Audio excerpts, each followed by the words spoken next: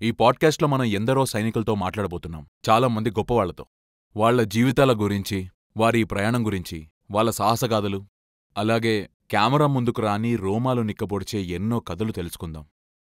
అలాగే కొన్ని rapid fire ప్రశ్నలు అడిగి ఇంకా వారి అమూల్యమైన సమాధానాలు తెలుసుకుందాం. So join us for a wonderful journey on this. Let's roll. ఇవాల్టి మన గెస్ట్ వచ్చి కల్నల్ విపుల్ హర్ష సోదియా, సేనా మెడల్, గ్యాలట్రీ గ్రహీత. విపుల్కి నాకు పరిచయం చాలా పాతది. ఒకరికొకరం మేము 20-25 ఏళ్ల నుంచి తెలుసు. మేము సియాచిన్లో కలిసి పనిచేశాం. ఆ తర్వాత మా సర్వీస్లో ఎన్నో చోట్ల కూడా కలిసి పనిచేశాం. విపుల్ మన ఇండియన్ ఆర్మీలో ఉన్న ఎందరో అరుదైన ఆఫీసర్లలో ఒకరని చెప్పొచ్చు. అతనొక ఆర్టిలరీ ఆఫీసర్ అయ్యుండి ఆర్మీలో ప్రతి ముఖ్యమైన చోట పనిచేసి ఉన్నారు. ఆయన జేఎన్కే ఇన్సర్జెన్సీలో చేశారు. సియాచిన్లో చాలా కాలం ఉన్నారు. నార్త్ ఈస్ట్లో చొరబాటుదారులతో యుద్ధం తర్వాత సేనా మెడల్ని పొందారు. నేషనల్ డిఫెన్స్ అకాడమీలో ఇన్స్ట్రక్టర్గా పనిచేశారు. స్కూల్ ఆఫ్ ఆర్టిలరీలో కూడా ఇన్స్ట్రక్టర్గా పనిచేశారు. అలా చెప్పుకుంటూ పోతే విపుల్ గురించి చాలానే ఉంది. చెప్పాలంటే విపుల్కి కాస్త ఫ్లయింగ్ ఎక్స్పీరియన్స్ కూడా ఉందని చెప్పొచ్చు. సో ఇక ఆలస్యం చేయకుండా మన విపుల్ని ఆహ్వానిద్దాం. మా షోకి స్వాగతం. మేము మీ ఆలోచనల గురించి తెలుసుకుందాం అనుకుంటున్నాం. Thank you sir, and happy to be here. And అజ్ఞకారి అయిన జూనియర్గా నేను మిమ్మల్ని కరెక్ట్ చేస్తున్నాను. మన పరిచయం కేవలం గ్లేషియర్ నుండే కాదని చెప్పాలి. మీకు గుర్తుండకపోవచ్చు సార్, కానీ అకాడమీలో నేను మీ జూనియర్ని. నాకెన్నో మంచి జ్ఞాపకాలున్నాయని చెప్పాను గానీ కొన్ని జ్ఞాపకాలు మాత్రం గుర్తుండిపోయాయి. వాటి గురించి నాకేం బాధలేదులేండి, కానీ ఖచ్చితంగా నేను ఊరికే అంటున్నాను కానీ. But yes, definitely. చాలా థ్యాంక్స్ నన్ను ఇక్కడికి ఆహ్వానించినందుకు. అలాగే మీరు చెప్పినట్టు నాకు అరుదైన అనుభవాలున్నాయి. బహుశా నేను అదృష్టవంతుడినని చెప్పొచ్చనుకుంటా.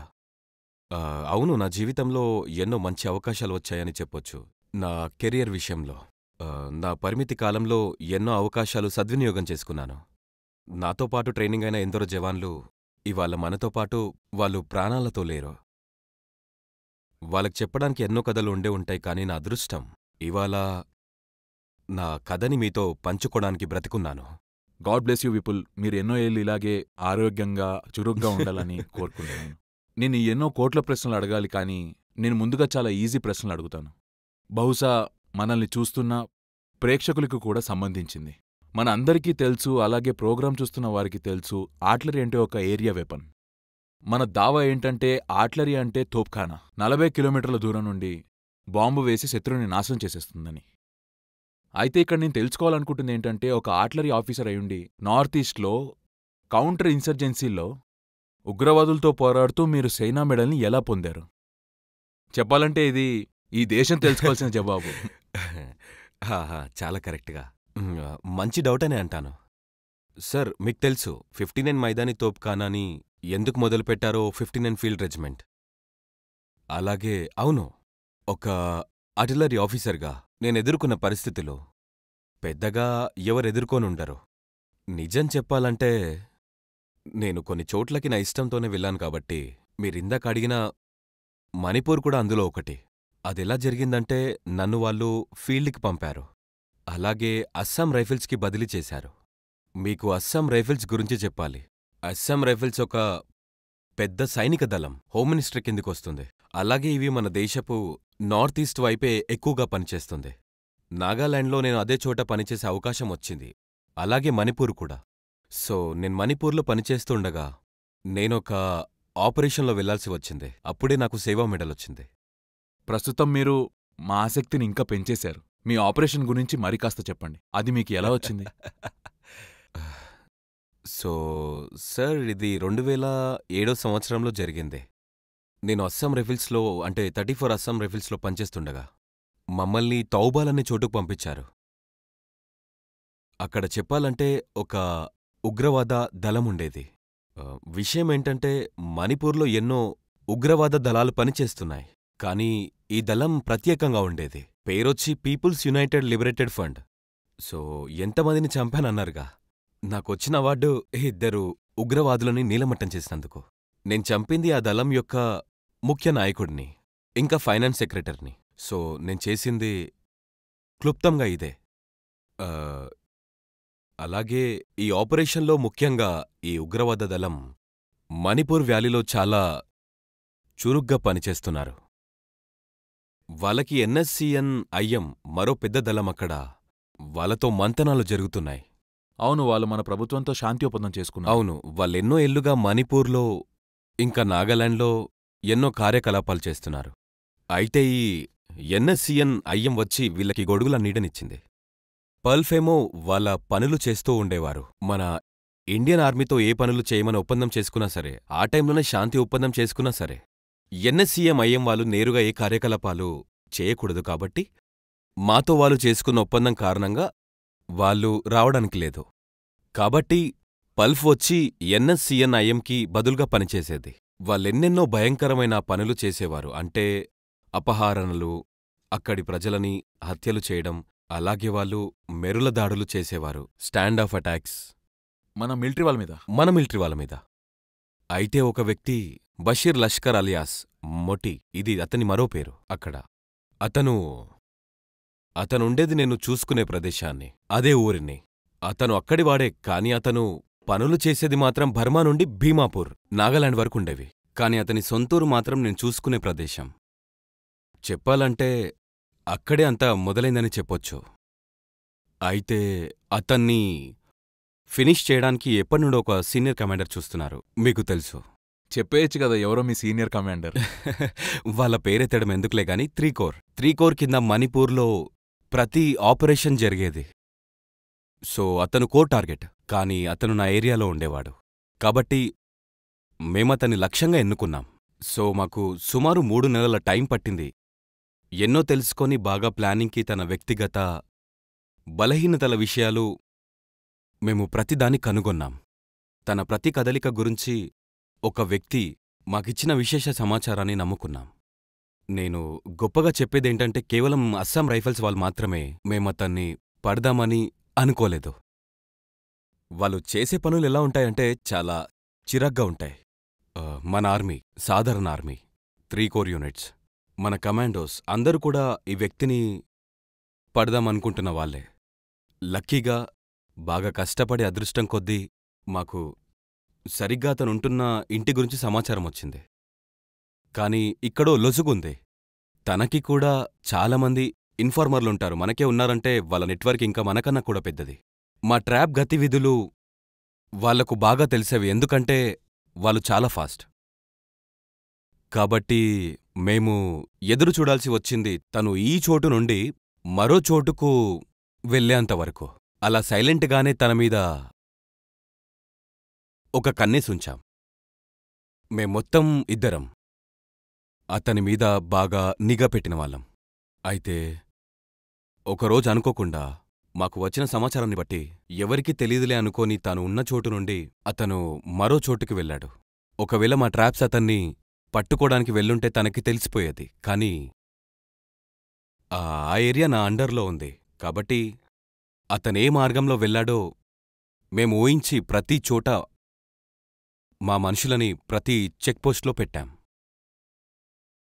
అతన్ని వెంబడించాం. అతను కూడా తర్వాత తెలుసుకున్నాడు అతని మీద నిఘా ఉందని. చుట్టుపక్కలే 3-4 తనకు తెలీకుండా ఉన్నారు. ఒకసారి మేం రావటం చూసి తను కాల్పులు మొదలుపెట్టాడు. అప్పుడు మేము చేయాల్సింది కూడా చేశాం. ఖచ్చితంగా జవాబిచ్చాం. ఆ పక్కనే ఉండే ఒక ధాన్యాన్ని పండించే పొలముంటుంది కదా, అతన్ని మేము అక్కడికి వెంబడించాం. అతను అటువైపు పరిగెడితే మొత్తానికి మాకు చిక్కాడు. సో ఆ ఆపరేషన్లోనే మేము ఇద్దరిని పట్టగలిగాము. సో ఈ విధంగా మేము వాళ్ళని పట్టుకోగలిగాం. అమేజింగ్. ఇదొక మంచి స్టోరీ విపుల్. నేను చూసిందంతా మాకు చెప్తున్నప్పుడు మీరు మళ్ళీ ఆ సమయానికి వెళ్ళిపోయారు. అలాగే మీ కళ్ళల్లోనే మీ సినిమా ట్రైలర్ని నేను చూడగలుగుతున్నాను. అద్భుతం. కేవలం నేను వింటూ ఉంటేనే అంత ఆసక్తిగా ఉందంటే ఈ పాడ్కాస్ట్ని వింటున్న వాళ్ళు ఇంకా ఎక్కువ ఆసక్తిగా ఫీల్ అవుతూ ఉంటారు. మనం ఇక్కడ మాట్లాడుకునే మరో విషయం ఏంటంటే, ప్రతి ఆపరేషన్ అంత అందంగా జరుగుతున్నప్పుడు సరదాగా నేను గొప్పగా ఇలా చేశాను అలా చేశాను అని చెప్పలేం. ముఖ్యంగా ఆ ప్లానింగ్, దాన్ని అమలుపరిచి డిసిప్లిన్గా ఉండి ఆ ఉగ్రవాదికున్న వీక్ పాయింట్ని పట్టుకుని మనం బయట అతని కోసం ఎదురుచూస్తూ ఉండగా ఆ ఇంట్లో వాడు ఏం చేస్తున్నాడో ఊహకు వదలకుండా ఉండాలి. మొత్తానికి మీకు ఒక మంచి అనుభవం అని చెప్పుకోవచ్చు కదా. అవును, నేను నేను ఖచ్చితంగా చెప్తాను. ఏంటంటే సమాచారం, ఆపరేషన్‌కి సమాచారం అన్నది చాలా ఇంపార్టెంట్. ఎందుకంటే మేము ఈ ఆపరేషన్‌ని ప్రజలతో అదే అక్కడి సామాన్య జనంతో కలిసి ఏమీ ప్లాన్ చేయలేదు. వాళ్ళతో కలిసి పని చేసుండొచ్చు. కాస్త గట్టిగానే ఎదుర్కొనేవాళ్ళం. కానీ అలాగే చాలా గందరగోళం కూడా జరిగేది. వాణ్ణి మేము ఎన్నడూ ఊహించని చోట పట్టుకున్నాం. నీటిగా అయిన ఆపరేషన్. ఒకరి ప్రాణాలు తీసేలా చాలా తక్కువ తూటాలు కాల్చామని కూడా చెప్పొచ్చు. దృష్టి మొత్తం టార్గెట్ మీద పెట్టాం. క్లినికల్గా నేనైతే ఇదొక గొప్ప క్లినికల్ ఆపరేషన్ అనే చెప్తాను. గ్రేట్ గ్రేట్ గ్రేట్ వినడానికి చాలా గొప్పగా ఉంది విపుల్. అలాగే నాకు మరిన్ని ప్రశ్నలు వస్తున్నాయి. సరే, మీకు గ్యాలంట్రీ అవార్డు వచ్చింది, మీరు ఆర్టిలరీలో జాయిన్ అయ్యారు. కానీ ఎలా అంటే చిన్నప్పటి నుండి ఆర్మీలోకి రావాలనుకున్నారా? మీ ఫ్యామిలీలో ఆర్మీ వాళ్ళు ఉన్నారా? నాకు తెలుసు మీరు ఎన్డీఏలో చేరారని, అదే నేషనల్ డిఫెన్స్ అకాడమీ. అసలు ఎలా జరిగింది? ఆర్మీకి రావాలని ఎవరు ప్రేరేపించారు? నేనొక సాధారణ ఉద్యోగస్తుల కుటుంబానికి చెందినవాడిని. మా చుట్టాలెందరో ఒక తరం ముందు వారంతా కూడా ప్రభుత్వ ఉద్యోగస్తులు. ఎవరు ఆర్మీలో లేరు. ఇదంతా మొదలైంది నా 12వ తరగతిలో. నేనొక ఎంపీసీ బాయ్, ఎంపీసీబీ స్టూడెంట్ని. మా ఫ్రెండ్స్ అందరం చండీగఢ్ వెళ్దామనుకున్నాం. మేమీ ఫామ్స్ అన్నీ ఫిల్ చేసేశాం. అలాగే చండీగఢ్లో ఎన్డీఏ అనే పరీక్ష రాయడానికి. అందుకే మేము ఎప్పుడూ చదవలేదు. మేము బాగా ఎంజాయ్ చేశాం, పరీక్ష రాశాం, తిరిగి వచ్చేశాం. మేం ప్రిపేర్ అవ్వలేదు, సో ఫెయిల్ అయ్యాం. మా అమ్మగారు కాస్త మందలించారు. ఏంటి అసలేంటి నీ ప్లాన్ అనేది? నేను మా అమ్మ నాన్నలతో కాస్త సీరియస్గానే డిస్కషన్ అయింది. ఆ రోజు నేను ఒక ప్రామిస్ చేసుకున్నాను. ఈ ఎగ్జామ్ నేను మళ్ళీ బాగా రాయాలి, ఇంకా మంచిగా రాయాలి. ఈలోగా నాకు ప్రేరణ వచ్చింది. అలాగే ఆర్మీ గురించి ఇంకాస్త తెలుసుకున్నాను. పరీక్ష పాసయ్యాను. కొన్నాళ్లకి నేను ఎస్ఎస్బి రాశాను. ఎస్ఎస్బి అంటే సర్వీసెస్ సెలక్షన్ బోర్డ్. ఈ ఇంటర్వ్యూ సుమారు 5 రోజులు జరుగుతుంది. ఈ ఇంటర్వ్యూని ఎవరైనా సరే ఎలాంటి ఆర్మ్ ఫోర్స్లో చేరాలనుకున్నా ఖచ్చితంగా ఎదుర్కోవాలి. పాస్ కూడా అవ్వాల్సుంటుంది. నైస్, మీరొక చిన్న కథని చెప్పారు. అందరూ మొదట్నుండి సినిమాలు అవి చూసి ప్రేరణ పొందుతూ ఉంటారు. కానీ నిజానికి ఇదొక కొత్త దృష్టికోణం. మరి ఎన్డీఏలో మీ అనుభవం ఎలా ఉంది? మీరు సమస్యలు ఎదుర్కొన్నారా, లేక హాయిగా 6 టర్మ్స్ని పాస్ అవుతూ వచ్చారా? అసలు ఎలా, ఏ విధంగా మీకు ఆ రోజులు గడిచాయి? అసలు మీకు ఆర్మీ బ్యాక్గ్రౌండ్ లేదు. 2 కాదు, నాకంతగా సమస్యలైతే రాలేదు. కానీ ఖచ్చితంగా హాయిగా ఉందని చెప్పలేను. చెప్పానుగా, నేను ఎంపీసీ బయో చదివాను. ఎక్కువగా కెమిస్ట్రీ ల్యాబ్లో, ఫిజిక్స్ ల్యాబ్లలో గడిపే వ్యక్తిని. ఎప్పుడు రన్నింగ్కి వెళ్ళలేదు, పుషప్ చేయలేదు. ఎన్డీఏకి వచ్చిన కొత్తలో నేను ఒక్క పుషప్ కూడా చేయలేకపోయేవాణ్ణి. ఒక్కటి కూడా. అకాడమిక్ కూడా కొన్ని అవసరాలుంటాయి కదా, ఫిజికల్ స్టాండర్డ్స్. సో చాలా కష్టపడ్డాను. చాలా అంటే చాలా. మొదటి సంవత్సరంలో బాగా కష్టపడ్డాను. కాస్త ప్రయత్నించాను. మా ఇన్స్ట్రక్టర్స్ కృషి చేశారు. నా సీనియర్స్ కూడా నాతో కలిసి ఎక్కువ కృషి చేశారు. నాలాంటి వాళ్ళు ఇంకా ఉండేవారు. అకాడమీ లాంటి చోట మొత్తం అందరూ ఒకే స్థాయికొస్తారు. నేషనల్ డిఫెన్స్ అకాడమీ అందం అదే మరి. అక్కడ ట్రైన్ అయినందుకు గర్వపడుతున్నాను. ఆ తర్వాత ఖచ్చితంగా ఒక సంవత్సరంన్నర తర్వాత సక్రమంగా నడిచింది. చాలా హాయిగా గడిచిందని చెప్పొచ్చు. అయితే మీరేం చేశారు? వాళ్ళు మీ చేత అన్నీ చేయించేవారా, లేదా మీరే అన్నీ నేర్చుకుని చేయడం వల్ల మీకు తర్వాత ఈజీగా అనిపించిందా? లేదు లేదు, ఖచ్చితంగా మంచి ఇన్స్ట్రక్టర్స్. చిన్న స్థాయి ఆఫీసర్ల నుండి మా ఉస్తాదుల దాకా, మా పీటీ ఉస్తాద్ గాని, మా స్విమ్మింగ్ ఉస్తాద్ గాని, మా డ్రిల్ ఉస్తాదులు అందరూ కలిసి మిమ్మల్ని తీర్చిదిద్దుతారు. ఆ విధంగానే అకాడమీలో ప్రవర్తిస్తారు. ఒకవేళ ఎవరైనా క్యాండిడేట్ తన వంతు కృషి చెయ్యకపోతే, అతను ముందుకు రాకపోతే ఎవరూ వారికి సహాయపడలేరు కదా. కాబట్టి అన్నీ కలిపే మన దగ్గరే ద బెస్ట్ ఇన్స్ట్రక్టర్స్ ఉన్నారు. పట్టుదల ఉన్న కేడెట్ ఉంటే, నేను పట్టుదల ఉన్న క్యాడెట్ని కాబట్టి నేను బాగా రానిద్దామనుకున్నా, పాస్ అవుదామనుకున్నాను. మంచి గ్రేడ్స్ తెచ్చుకొని నేను చదువుని పక్కకి పెట్టదలుచుకోలేదు. బాగా చదివానని చెప్పొచ్చు. ఆర్మీలో అందరూ అనుకున్నట్టు కేవలం రోప్స్ పట్టి ఎక్కడం, నీకు తెలిసిందే కదా, అటూ ఇటూ దుంకడం, ఇంకా అలాగే 100 పుషప్స్ చేయడం చాలామందికి ఆశ్చర్యం కలిగించొచ్చు. కానీ ఆర్మీలో చదువుకున్నది కూడా చాలా ఎక్కువ ఉంటుంది, అకాడమీలో కూడా. సో 2 చేతులు కలిస్తేనే సాధించగలం. ఒకవేళ ఎవరైనా చదువు ఎగ్గొట్టి ఆర్మీలో చేరిపోవచ్చని అనుకుంటే, ఆర్మీలో హాయిగా ఉండొచ్చనుకుంటే, దయచేసి మళ్ళీ ఆలోచించండి. ఇక్కడ అలా ఏం జరగదు. ఆర్మీ అనేది కష్టకరమైన చోటు. మీరు ఖచ్చితంగా చదువుకోవాల్సిందే. మీ సర్వీస్ పూర్తయ్యేంత వరకు చదవాలి. అంటే 40-50 ఏళ్ళు వచ్చేదాకా కూడా. అదొకటే కాదు, చదువుకోవాలి, ఆ తర్వాత పరీక్షలు కూడా రాయాలి. అప్పుడు వాళ్ళు మార్కింగ్ ఇస్తారు. దాన్ని ఆధారంగా తీసుకుని గ్రేడింగ్ ఫిక్స్ అవుతుంది. ఈ గ్రేడింగ్ జీవితాంతం మీ పత్రాలలో ఉంటాయి. అలాగే మీ లాస్ట్ ప్రమోషన్ వరకు కూడా దీని విలువ అలాగే ఉంటుంది. ఒకవేళ చదువు తప్పించుకోవాలనుకుంటే ఆర్మీకి రాకండి. చదువుతో పాటు ఎదగాలనుకుంటే ఆర్మీకి స్వాగతం. So back to you Vipul. Back to me. Back వచ్చినందుకు సంతోషం. ఎందుకంటే మరో విషయం నేను చెప్పాలి. ఒకవేళ చదువు నుండి పారిపోతే గనక ఇవాళ పోడ్కాస్ట్ తీసుకుంటున్న వాళ్ళు ఇన్స్ట్రక్టర్గా ఉంటే మార్కులు కూడా ఇవ్వరు. మీకు గుర్తుందా సార్? మీరు నాకు ఇన్స్ట్రక్టర్గా కూడా ఉన్నారు. ఒక 8 ఏళ్ల సర్వీస్ వరకు అనుకుంటా. ఇవాళ నాకు ఇంటర్వ్యూ తీసుకుంటున్న వ్యక్తి నాకు ఒకప్పుడు ఇన్స్ట్రక్టర్. మీరు నాకు మార్కులు ఇవ్వలేదు కూడా. సో ఊరికే మార్కులు దొరకవు. మీకు బానే గుర్తుందనమాట. కాబట్టి నేనేమంటానంటే చదవాల్సింది చాలా ఉంటుందని గుర్తుంచుకోండి. చదువుకోవడానికి చాలానే ఉంటుంది. చాలానే ఉంటుంది. ఇంట్రెస్టింగ్ విషయం ఏంటంటే విపుల్, నేను మొట్టమొదట చెప్పినట్టు మీరు ఎందరో అరుదైన ఆఫీసర్లో ఒకరని. మీరు ఎంత అరుదైన ఆఫీసర్ అంటే మీరొక కెడిట్గా మీ జీవితాన్ని ఆరంభించి విజయవంతంగా ట్రైనింగ్ని పూర్తి చేసి వెళ్లారు. మళ్ళీ కొన్నాళ్ళకి తిరిగి ఒక ఇన్స్ట్రక్టర్గా అక్కడికే వచ్చారు. అప్పుడు ఎలా అనిపించింది? మీరు ఎన్డీఏలో ఇన్స్ట్రక్టర్గా పోస్టింగ్ రాగానే మీకసలు ఎలా అనిపించింది? మీరు చెప్పినట్టుగానే నాకు చాలా సంతోషం అనిపించింది ఆ రోజు. చాలా గర్వంగా అనిపించింది. మిమ్మల్ని ఒక ఆఫీసర్గా మార్చిన అదే అకాడమీకి ఇన్స్ట్రక్టర్గా వెళ్ళడం. అదే సమయంలో మీరు నాకు చెప్పాలంటే మీరు నా డిఎస్గా ఉన్నారు. మనకి ఇంటర్వ్యూ కోసం కాల్ వచ్చింది. ఇంటర్వ్యూ చేస్తారు. ఆర్మీలో దానికొక పద్ధతి ఉంటుంది. అందులో భాగంగా ఆఫీసర్లని స్క్రీన్ చేస్తారు. వారి మెరిట్ ఇంకా వారి అనుభవాన్ని బట్టి సెలెక్ట్ చేసి ఒక అకాడమీలో ఇన్స్ట్రక్టర్గా అతన్ని పంపిస్తారు. నాక్కూడా ఆ స్క్రీనింగ్లన్నీ చేశారు. మొత్తానికి నాకు నేషనల్ డిఫెన్స్ అకాడమీలో ఇన్స్ట్రక్టర్గా వెళ్లే అవకాశం వచ్చింది. అలాగే ఇది చాలా గర్వపడే విషయం. కల నిజమైందనొచ్చు. అవును, ఖచ్చితంగా గొప్ప ఫీలింగ్. అయితే ఎలా ఉండేది మరి? ఒకప్పటి కెడిట్, ఇప్పుడొక ఇన్స్ట్రక్టర్. 10 ఏళ్ల తర్వాత మీ జీవితాన్ని మళ్ళీ మీరు వేరే వాళ్ళ ద్వారా చూసుకున్నట్టయి ఉంటుంది.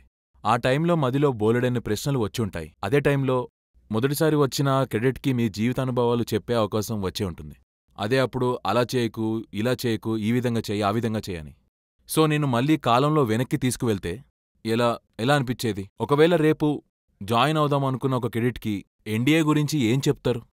అక్కడ ఎలా మసులుకోవాలి, అలాగే అక్కడ ఎదురయ్యే సమస్యలని ఎలా సమాధానపరచాలి? ఒక 2 మాటల్లో చెప్పండి. చూడండి, నన్ను సలహా చెప్పమంటే నేను ఒక బిలో యావరేజ్ కన్నా చాలా తక్కువ స్థాయి కెడెట్ని. ఆ తర్వాత నన్ను నేను నిరూపించుకొని తిరిగి అకాడమీకి వచ్చాను. సో నా సలహా ఏంటంటే అది అకాడమీలో అన్నది పూర్తి స్థాయిలో ఒక యువకుడిని ఒక ఆఫీసర్గా రూపుదిద్దడంలో అవసరమైన అన్ని పరికరాలు ఉన్న చోటు, శారీరకంగా గాని విద్యాపరంగా గాని. ఒక కేడెట్ చేయాల్సిందల్లా తన శాయశక్తిలో ప్రయత్నించాలి. ఒక అకాడమీలో కావాల్సినంత సపోర్ట్ ఇవ్వగలదు. అది ట్రైనింగ్ హవర్స్ కానివ్వండి, ఏదైనా ఎక్స్ట్రాగా సపోర్ట్ చేయాలంటే చేస్తారు, లేదంటే ఒక మార్పుని తెస్తారు. అంటే మనం అంటూ ఉంటాం కదా, ఒక అబ్బాయిని మగవాడిగా మారుస్తారు. సో మనకు అకాడమీలో అన్ని దొరుకుతాయి. మొత్తానికి నేను చెప్పేదొకటే, మీ వంతు కృషి పూర్తి స్థాయిలో చేయండి. మీకు కావాల్సిందల్లా పట్టుదల, ఏకాగ్రత, అలాగే చిత్తశుద్ధుండాలి. ఇంక గెలుపు మీదే. సో అలాగే విపుల్, నేను విన్నదాన్ని బట్టి స్విమ్మింగ్ మీ వీక్ పాయింట్. యూనో, ఇప్పుడు కాకపోయినా ఒకప్పుడు. అయితే మాతో ఎన్డీఏలో మీ మొదటి స్విమ్మింగ్ పూల్ అనుభవాన్ని పంచుకుంటారా? నాతో మీరు చెప్పారు, కానీ ప్రేక్షకులు సంతోషిస్తారు. ఖచ్చితంగా వాళ్ళు దీని గురించి తెలుసుకున్నాక చాలా థ్రిల్గా ఫీల్ అవుతారు. ఎన్డీఏలో ఏం జరుగుతుంది, స్విమ్మింగ్ ఎలా నేర్చుకుంటారు? అక్కడ డ్రై స్విమ్మింగ్, వెట్ స్విమ్మింగ్, ఇలా చాలా ఉంటాయి. స్విమ్మింగ్ గురించి సరదాగా ఎన్నో విషయాలున్నాయి. 6 నెలలైనా నేర్చుకోలేని వారి సాడ్ స్టోరీస్ కూడా ఉన్నాయి. సో స్విమ్మింగ్ని చాలా సీరియస్గా తీసుకోవాల్సిందే. ఒక ఆర్మీ క్యాడెట్గా నిజానికి చెప్పేదేంటంటే ఇండియాలో 3 క్యాడెట్స్ ఉంటాయి. సో నావీ అంటే ముందే అర్థమైపోతుంది వాళ్ళెలాగో స్విమ్మింగ్ చేస్తారని. ఎప్పుడూ అనిపించేది నాకు ఏంటంటే నేనెందుకు బాగా స్విమ్మింగ్ చేయాలని, బట్ రావాలని అంటే లేదు. ఖచ్చితంగా నేవీలో కూడా ఈ ప్రశ్న మైండ్లో ఉండేది. ఒకవేళ స్విమ్మింగే చేయాలంటే బోట్ ఎక్కమన్నమాట. మరి బోట్ ఎక్కితే స్విమ్మింగ్ ఎందుకు నేర్చుకోవాలి? Okay, please go on. ఇవన్నీ చాలా సరదా విషయాలు. నేను అకాడమీకి వెళ్లే టైంకి స్టోన్ సింకర్ని. నేను నా లైఫ్లో స్విమ్మింగ్ పూల్ ఎప్పుడూ చూడలేదు. స్టోన్ సింకర్, ఇది కొత్త వర్డ్లా ఉంది. యా కొంచెం అర్థమయ్యేలా చెప్పండి. తప్పకుండా చెప్తాను. చాలామంది వీక్ స్విమ్మర్లుంటారు. నేను స్టోన్ సింకర్ని. నేనెలా అంటే, మీరు నీళ్ళలో రాయిని వేస్తే అది కిందికి వెళ్ళిపోతుంది. అది అటు ఇటు వెళ్ళలేదు. దానికి పెడలింగ్ ఏమీ రాదు. పెడలింగ్? అవును. చెప్పాలంటే ఒక మంచి సంఘటన జరిగింది. ఒకసారి అకాడమీలో జాయిన్ అయ్యాక ఒక కాన్ఫిడెన్స్ జంప్ చేయిస్తారు. అందరూ ఆ భయమనే ముసుగులో నుంచి ఎలా అంటే పూర్తిగా బయటికి రావడానికి చేస్తారు. అప్పుడొక 10 మీటర్ల ఎత్తు నుండి నీళ్ళలోకి దూకాలి. మేమెక్కడైతే ఉండేవాళ్ళమో మేము ఉండే చోటికి చాలా చోట్ల నుండి కుర్రాలు వచ్చేవారు. ఎన్డీఏలో 6 టర్మ్స్ ఉంటాయి. సో అక్కడ సీనియర్లు జూనియర్లు అందరూ ఒకే చోట ఉంటారు. సీనియర్ నుంచి జూనియర్ అందరూ ఒకే చోట. అక్కడ వెనక నుండి లెక్క పెడతారు. ముందు సీనియర్లు మనకి చూపిస్తారు. వాళ్ళు 10 మీటర్ల పైకి వెళ్తారు. మేమిక్కడి కింద కూర్చుంటాం. ఒకరి తర్వాత ఒకరు పైకి వెళ్తారు. 10 మీటర్ల కిందికి దూకి స్విమ్మింగ్ పూల్లోకి దూకి వచ్చేస్తారు. నాకున్న పెద్ద భయం ఏంటంటే హైట్ కాదు. మొదటిసారి భయం వేసిందనుకో. నేను మొదటిసారి 1, 3, 5, 7 అండ్ 10 మీటర్స్ ఎక్కేటప్పుడు అక్కడ చాలామంది చాలా రకాలుగా ప్రవర్తించారు. ఆస్కర్ లెవెల్ యాక్టింగ్ చేశారక్కడ. అది మీకు తెలిసే ఉంటుంది. మీరు ఖచ్చితంగా చూసే ఉంటారు. ఆ పైన 10 మీటర్ల దగ్గర అన్ని రకాల వెర్రి చేష్టలు ఎవరో చేసేవారు. చెప్తే విన్నాను, ఒకరు ఏకంగా ఇన్స్ట్రక్టర్తో పాటు దూకేశారు. అదే ఒకరు ఇన్స్ట్రక్టర్తో పాటు దూకేశారు. కొందరిని తోసేశారు పైనుండి, ఎందుకంటే వాళ్ళు జంప్ చేస్తారని. అన్ని రకాల యుద్ధ కేకలు, అరుపులు మీకు వినిపిస్తాయి. కొందరు వాళ్ళ తల్లి పేరుని, కొందరు వాళ్ళ గర్ల్ ఫ్రెండ్ పేరుని, అలాగే జై మాతాది అని, కేవలం ఆ భయాన్ని ఎలాగో అలా పోగొట్టుకొని జంప్ చేద్దామని. అయితే నా ఛాన్స్ వచ్చినప్పుడు నాకు నిజానికి హైట్ వల్ల భయం వేయలేదు. నాకు వింతగానే అనిపించింది. నేను భయపడిందల్లా ఒక్కసారి నేను కిందికి వెళ్ళిపోతే మళ్ళీ పైకెలా రావాలని. అది నా భయం. ఎందుకంటే నాకసలు స్విమ్మింగే రానే రాదు. నాకెదురుగా మరో ఆఫీసర్, అంటే తర్వాత ఆఫీసర్ అయ్యాడు ఒక కెడెట్, జంప్ చేశారు. అతని పేరు మిస్టర్ ముల్తని. నాకింకా గుర్తుంది. అతనొక సర్దార్జీ. అతను నా ఎదురుగుండగానే జంప్ చేశాడు. సో అతను జంప్ చేశాడు. అలా చూస్తుండగా మేమక్కడే కూర్చునున్నాం పూల్కెదురుగా. అతను కిందికి వెళ్ళాడు. కాసేపటి తర్వాత ఆ మెరూన్ పగడి పైకి తేలింది. ఆ వ్యక్తి ఇంకా పైకి రాలేదు. కేవలం ఆ పగడియే బయటకొచ్చింది. మా దగ్గర 2 ఇన్స్ట్రక్టర్స్ ఇక వాళ్లే కాపాడేవాళ్ళు కూడా. వెంటనే దూకారు. అసలు సౌండ్ కూడా రాలేదు. వాళ్ళ ఎక్స్పర్ట్ స్విమ్మర్లు. చెప్పాను కదా ఇన్స్ట్రక్టర్లు ఫస్ట్ క్లాస్గా ఉంటారని. వాళ్ళు తనని బయటికి తీశారు. నా భయమంతా అదే, ఒకసారి దూకితే బయటికెలా రావాలని. కాని నేను చెప్పాను కదా, ప్రతిదానికి మొదటిసారి ఉంటుంది. కాని ఇలాంటి చోటే మీ యొక్క jeans, chromosomes and genetic makeup అనేది బయటపడుతుంది. అది మనం ఎక్స్పీరియన్స్ చేయకపోవచ్చు. బహుశా అందువల్లే మనకు భయమనేది ఉంటుంది. ఒకసారి దూకితే మీకు తెలియని ఎన్నో విషయాలు మీరు తెలుసుకుంటారు. భయాన్ని గెలిస్తే గెలుపొస్తుంది. అవును, అలాగే ఎన్నో చోట్లున్నాయి. నిజానికి మీరక్కడికి వెళ్లేదాకా భయపడే ఉంటారు. కానీ ఒకసారి చేరుకోగానే మొత్తం పోతుంది. భయాన్ని గెలిస్తే గెలుపు వస్తుంది. అలాగే గ్రేట్ సార్, చాలా మనోహరంగా ఉంది మీ స్టోరీ. నాకు తెలుసు మీరు అన్నట్టు ఒక స్టోన్ సింకర్ అయ్యుండి కూడా 6 టర్మ్స్ అయ్యేసరికి, అంటే మీరు పాస్డ్ అవుట్ అయ్యేసరికి ఎక్స్పర్ట్ అయిపోయి ఉంటారు. సరే, మరి కట్ చేస్తే ఎన్డీఏని వదిలిపెట్టి మనం సియాచిన్లో కొండల దగ్గరికి వెళ్తే, అంటే అదెలా జరిగింది విపుల్? నాకు తెలుసు మీరే స్వచ్ఛందంగా సియాచిన్కి వెళ్తానని అడిగారని. స్పృహ సరిగ్గున్న ఏ వ్యక్తి అలా చేస్తాడు? నేను మాట్లాడేది కూడా మనం అక్కడ ఉన్నప్పటి గురించి. అప్పట్లో 2001, 2002, 2003లో సియాచిన్ బార్డర్లో బాగా అలజడి ఉండేది. అలజడి అంటే కల్లోలాలు, ఫైరింగ్ ఉండేది, గొడవలుండేవి. వాతావరణం కూడా అక్కడ బావుండేది కాదు. అసలు మతున్న ఏ మనిషి సియాచిన్ లాంటి చోటికి వెళ్ళాలని అడుగుతాడు? ఎందుకు మీకు అలా అనిపించింది? నేను ఫైట్ చేశాను సార్. ఊరికే వెళ్తానంటే కాదు, ఫైట్ చేయాల్సొచ్చింది. మీకు చెప్తాను.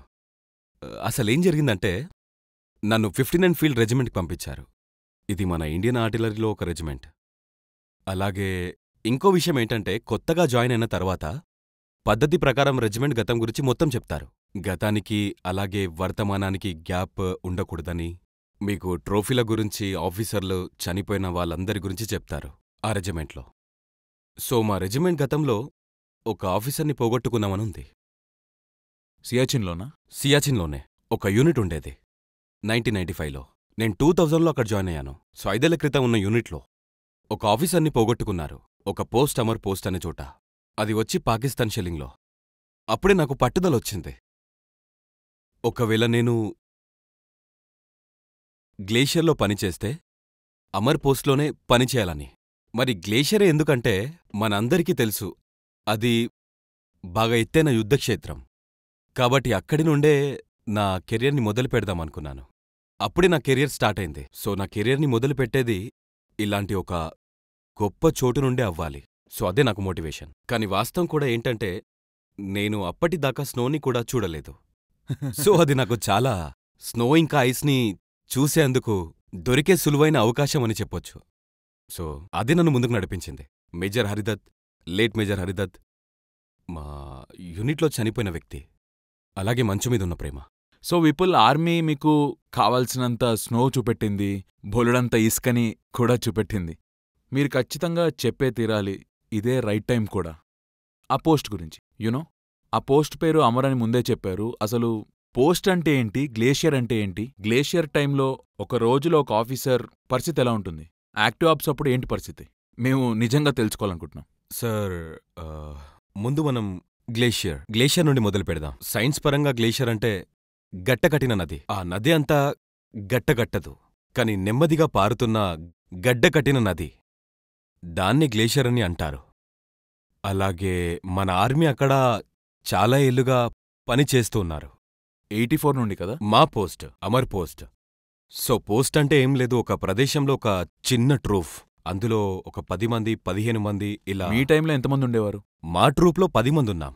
10 మంది. 10 నుండి 12 మంది. మొత్తం మేము 12 మంది అమర్ దగ్గరున్నాం. అలాగే ఈ పోస్ట్ చెప్పాలంటే ఎంత పెద్దదంటే ఒక వాలీబాల్ గ్రౌండ్ కన్నా రెండింతలుంటుంది నాకు తెలిసి, అంతకనుండదు. ఇక హైట్ వచ్చేసి ఆ అమర్ పోస్ట్ హైట్ 20,500 ఫీట్స్ వరకు ఉంటుంది. క్లియర్గా చెప్పాలంటే మేముండేదొక 1700 నుండి 1800 ఫీట్స్, ఇంచుమించు అంత ఉంటుందన్నమాట. 5.5 కిలోమీటర్ల ఎత్తులో అది హైట్. అద్భుతం. సో అంత ఎత్తుంటుందన్నమాట. అంత ఎత్తు వల్ల సమస్యలింకా తక్కువ ఆక్సిజన్. సో అదే ఒక పెద్ద సమస్య. అలాగే చలి ఎక్కువ. టెంపరేచర్ వచ్చి నేను బాగా ఎదుర్కొన్నది -55 ఉండేది ఈ ఎదురుగాలుల వల్ల. అలాగే దూరభారాలు ఎక్కువ. సో అమర్ పోస్ట్ వచ్చి మన 84 కిలోమీటర్ల దూరంలో ఉండేది మన సియాచిన్ బేస్ క్యాంప్ నుండి. ఆ ఏరియా ఎవరికైనా తెలుసు. సో మాకు ఇండక్షన్లో 19 రోజులు పట్టేది అమర్ క్యాంప్ చేరడానికి. 19 రోజులు ఎందుకు? ఎందుకంటే బేస్ క్యాంప్ వచ్చి ఒక 10-11 అడుగుల ఎత్తులో ఇంచుమించు ఉండేది అనొచ్చు. సో ఇదొచ్చి రఫ్గా 21,000 అడుగుల ఎత్తులో ఉండేది. సో ఇంచుమించు 10,000 అడుగుల ఎత్తుకి వెళ్ళాలి. ఒక 3 కిలోమీటర్లు. ఒక 3 కిలోమీటర్ల ఎత్తులో ఉంది. మన శరీరాలు ఇలాంటి పరిస్థితిని ఎదుర్కొనే స్థితిలో ఉండదు. ఒకసారి 14,500 లేదా 16,500కి చేరాక ఒక వారం రోజులు అక్కడే ఉండిపోయేవాళ్ళం, అలవాటు పడేవాళ్ళం. ఒకసారి 18,000 ఫీట్స్కి చేరుకున్నాక మేమొక అనే చోటుకి చేరుకునేవాళ్ళం. అక్కడ వారం రోజులు బస చేసేవాళ్ళం. వాటితో పాటు ఈలోపు మేమేర్పరిచిన క్యాంపులు, వాటి వల్ల మేం బాగా సిద్ధమయ్యి మళ్ళీ మేము ముందుకు బయలుదేరేవాళ్ళం. నాకు మొత్తమైన ఇండక్షన్ వచ్చి 19 రోజులు ఇంకా 84 కిలోమీటర్లు. ఈ 19 రోజులు కలుస్తాయా లేక మినహాయించా? లేదు లేదు, ఇవి మినహాయించే. మెడికల్గా మేముండాల్సింది 90 రోజులుండాలి. అయితే మీరు 90 రోజులు కేవలం ఒక 10 మందితో కలిసి ఒంటరిగా, మీరు చెప్పినట్టు ఒక 2 వాలీబాల్ గ్రౌండ్లంత చోట్లో, చెప్పాలంటే చాలా చిన్న చోటు, ఒక 21,000 ఫీట్స్ ఎత్తులో పూర్తిగా స్నో నిండి ఉన్న చోటు, అది చాలదన్నట్టు పక్కనే పాకిస్తాన్ ఉండేది కదా? అవును, ఖచ్చితంగా చెప్పాలంటే ఒకానొక సమయంలో అప్పట్లో ఇప్పుడు అమల్లో ఉన్న సీజ్ ఫైర్ కూడా ఆ ఏరియాలో లేదు. 2023లో ఇండియా పాకిస్తాన్ల మధ్య సీజ్ ఫైర్ ఒప్పందం జరిగింది. దీన్ని బట్టి మీరు ఒకరి మీద ఒకరు లైన్ ఆఫ్ కంట్రోల్ దగ్గర కాల్పులు జరపకూడదు. 2023 నుండి వాస్తవానికి మనం అదే ఒప్పందంలో ఉన్నాం. అది ప్రతి సంవత్సరం రెన్యూ చేస్తూ ఉంటారు. ఆ ప్రదేశంలో నేను చేరుకున్న తర్వాత నేను చూసిందేంటంటే, నేనెప్పుడు జోక్ చేస్తూ ఉంటా కదా, ఒక ఆర్టిలరీ ఆఫీసర్ అయ్యుండి మేం శత్రువులని బాంబులతో ముంచెత్తాల్సింది పోయి గ్లేషియర్లో నా పని పూర్తయిన సమయానికి నా రికార్డ్ని చూస్తే మేము వాళ్ళకి టార్గెట్గా దాడులు ఎదుర్కొన్నాం. మేమే టార్గెట్ వైపున్నాం. సో ఖచ్చితంగా ఇది ఒక ఆసక్తికరమైనది, ఎన్రిచింగ్ అనే అనుభవం అని చెప్పొచ్చు. యూసీ, నేనొక ఆర్మీ వాణ్ణి, అలాగే ఎందరో ఆర్మీ వాళ్ళని కలుస్తూ ఉంటాను. వాళ్ళు ప్రెజెంట్ జనరేషన్ వాళ్ళకంతా ఈజీగుందంటారు. కానీ ఈ కేసులో నేను మీకే ఓటు వేస్తాను. కాల్పులు లేకుండా బతకడం సులువే. ఎందుకంటే మీరు కేవలం అక్కడ చలికాలాన్ని, స్నోని ఎదుర్కొంటారు.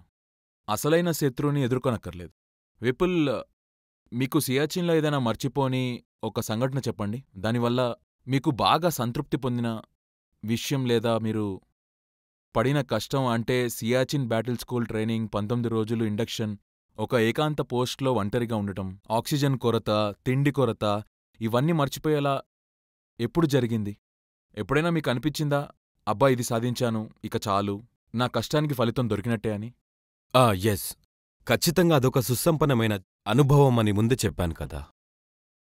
అలాగే నాకు బాగా సంతృప్తినిచ్చినా లేదా నా లైఫ్కొక అర్థాన్నిచ్చినా ఏదో ఒక సంఘటనని చెప్పమంటే ఇది నన్ను మరి కొద్ది రోజులు అక్కడ ఉండమన్నప్పుడు జరిగింది. ఇక్కడ ఒక విషయం ఏంటంటే, నన్ను 90వ రోజు పంపించేయాలి. కాని నా బదులు వచ్చిన ఆఫీసర్ అతను సడన్గా గాయపడ్డాడు. అతని చెయ్యి మంచు కారణంగా చెప్పాలంటే చాలా గాయపడిపోయింది. నాకు వేరే దారి లేక అతని చెయ్యి కాపాడ్డానికి తిరిగి పంపించాల్సొచ్చింది. ఆ విధంగా నేనుండిపోయాను. నా సమయం అక్కడ కొనసాగింది. అక్కడే పనిచేయాల్సొచ్చింది. ఇక అదే టైంలో మా సీనియర్ ఆఫీసర్ అక్కడికొచ్చారు. ఆయన వచ్చినప్పుడు నేను బ్రీఫింగ్ ఇచ్చేందుకు నేనక్కడున్నాను. ఆ ఆఫీసర్ పేరు బ్రిగేడియర్ ఎస్కే సింగ్ అనుకుంటా. ఆ తర్వాత ఆయన వైస్ చీఫ్ కూడా అయ్యారు. గుర్కాన్స్ నుండి 28 GRF అనుకుంటా. ఆయన మా పోస్టుకొచ్చారు. ఆ టైంలో మా ఇన్ఫెంటరీ ఆఫీసర్ లేరు. అందర్నీ చంపేశారు. 2 ఆఫీసర్స్ ఉండేవారు, ఒకరు ఆర్టిలరీ, కాల్పులు నియంత్రించడానికి మరొకరు ఇన్ఫెంటరీ. ఇద్దరు కూడా ఒకే యూనిట్ అనమాట. ఈ యొక్క వ్యక్తిని నేను ఆయన తీసుకెళ్లాను. మేము పాకుతూ వెళ్లాల్సొచ్చింది. ఎందుకంటే బ్రీఫ్ ఇవ్వాల్సిన చోటికి అలా నడుచుకుంటూ వెళ్లలేం. ఆ పాకిస్తాన్ వాళ్ళు ఆల్రెడీ మా మీద కన్నేసుంచారు. వాళ్ళ దగ్గర ఒక HMG గన్ ఉంటుంది, ఇప్పుడు మిషన్ గన్ లాగా. కనిపిస్తే కాల్చి పాడేస్తారు. అంటే మీరు బ్రిగేడర్ సార్ని పాక్కుంటూ తీసుకువెళ్లారా? అతను బ్రతికుండాలంటే అదే చేయాలి. నేనైనా అదే చేయాలి. సో అవును, అదే అక్కడున్న పరిస్థితి. ఇలా ఇలా చెప్పడానికి బాధగా ఉంది, కాని నా సైట్లో తగలబెట్టని ఒక వస్తువు కూడా మిగల్లేదు. అంటే ఏమీ కూడా మిగల్లేదు. టూత్పేస్ట్ని కాల్చేరు. అదే స్టవ్ నిప్పల్స్, కిరోసిన్ స్టవ్ని ఇక్కడ ఎంతమంది చూసుంటారో. ఏమో ఈ కాలం వాళ్ళకి ఈ స్టవ్ గురించి ఎంతమందికి తెలుసో నాకు తెలీదు.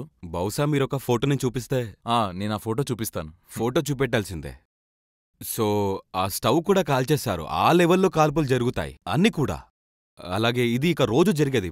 సాయంత్రాలు కాల్పులు జరిపేవారు. మేమొక ఐస్ గుహని నిర్మించుకున్నాం. అందులోనే సురక్షితంగా ఉండేవాళ్ళం. ఆ ఐస్ గుహల్లోకి వెళ్ళి కూర్చునేవాళ్ళం. కాల్పులు ఆగిపోయాక బయటికి వచ్చి మా పనులు చూసుకునేవాళ్ళం. వాళ్ళెప్పుడు కాల్పులు జరిపేవారు. ఎందుకంటే అది వాళ్ళ సొంత పోస్ట్. ఇండియన్ ఆర్మీ వాళ్ళ పోస్ట్ని వాళ్ళు లాక్కున్నారు. కాబట్టి వాళ్ళకి ఆ పోస్టు తాలూకా వివరాలు మొత్తం బాగా తెలుసు. మొత్తం తెలుసు. సరే, మొత్తానికి మేము కొందరు జవాన్లని కొద్ది రోజులకే కోల్పోయాం. ఇలా నేను ఆయనకి చోటు మొత్తం చూపెట్టి అన్నీ వివరిస్తూ ఉండగా ఒక చోటుని చూపెట్టి ఇక్కడే పాకిస్తాన్ కదలిక ఎక్కువుంటుందని చెప్పాను. నేనొక యువకుడిని. కేవలం సంవత్సరంన్నర క్రితమే పనిలోకి చేరాను. కాబట్టి నాకు చూసుకున్న దానికన్నా ఎక్కువగా వివరించడం మీదే ఆసక్తే ఉండేది. ఆయన బైనోతో చూస్తూనే ఉన్నాడు. నేనిలా వాళ్ళని చూస్తానని చెప్పగానే ఈ డైలాగ్ నేను బాగా ప్రాక్టీస్ చేశాను. కాని ఆయన అవుననిపిస్తుందన్నారు. అది చూసి నేను నిజమే అనుకున్నాను. అలా కనిపిస్తూనే ఉండేవారు. వాళ్ళు ఎంత దూరంలో కనిపించేవారు? మామూలుగా లెక్క వేస్తే ఒక 2.5-3 కిలోమీటర్స్ దూరమనే చెప్పొచ్చు. కాని ఆర్టిలరీ వాళ్ళకి దూరం కాదు, చిన్న ఆయుధాలకి దూరమే. సో ఎవరికైనా సరే, ఎందుకంటే అతను కొత్తవారి. ఆ మధ్య అతను ఈ పదవికొచ్చారు. సో మీరేమైనా చేయొచ్చు కదా అన్నారు. అలాగే అప్పుడు నేను నాకున్న అనుభవానికి ఎంతలా చెప్పొచ్చో అంతలా చెప్పాను. సార్, మమ్మల్ని ఇక్కడికి కాల్పులు ఎదుర్కోవడానికి పంపించారు. నేనక్కడ 90 రోజులు పైనే ఉన్నాను. నేను చూసిందల్లా పాకివాళ్ళు కాల్పులు చేయడమే. మేం వాళ్ళకి సమాధానం చెప్పడమే లేదు. అంటే మీరు ఏనాడు సమాధానం చెప్పలేదా? లేదు, మనం సమాధానం ఇస్తున్నాం, కాని మా పోస్ట్ దగ్గర మాత్రం సమాధానం ఇవ్వట్లేదు. Okay okay. సో మా పోస్ట్ పాకిస్తాన్ వాళ్ళకి పంచింగ్ బ్యాగ్ లాగా తయారైంది. గ్లేషియర్ మొత్తం మీద కాల్పులు జరిగేవి. కాని జవాబు ఎక్కడివ్వాలి? అమర్ దగ్గర. సో వాళ్ళకి అది తెలుసు కదా, కాబట్టి వాళ్ళకి మొట్టగా పెడుతుండేవారు. సో ప్రెషర్ ఉండేది. మేము ఏ రోజూ కాని అలాగే ఒకటి చెప్పాలి.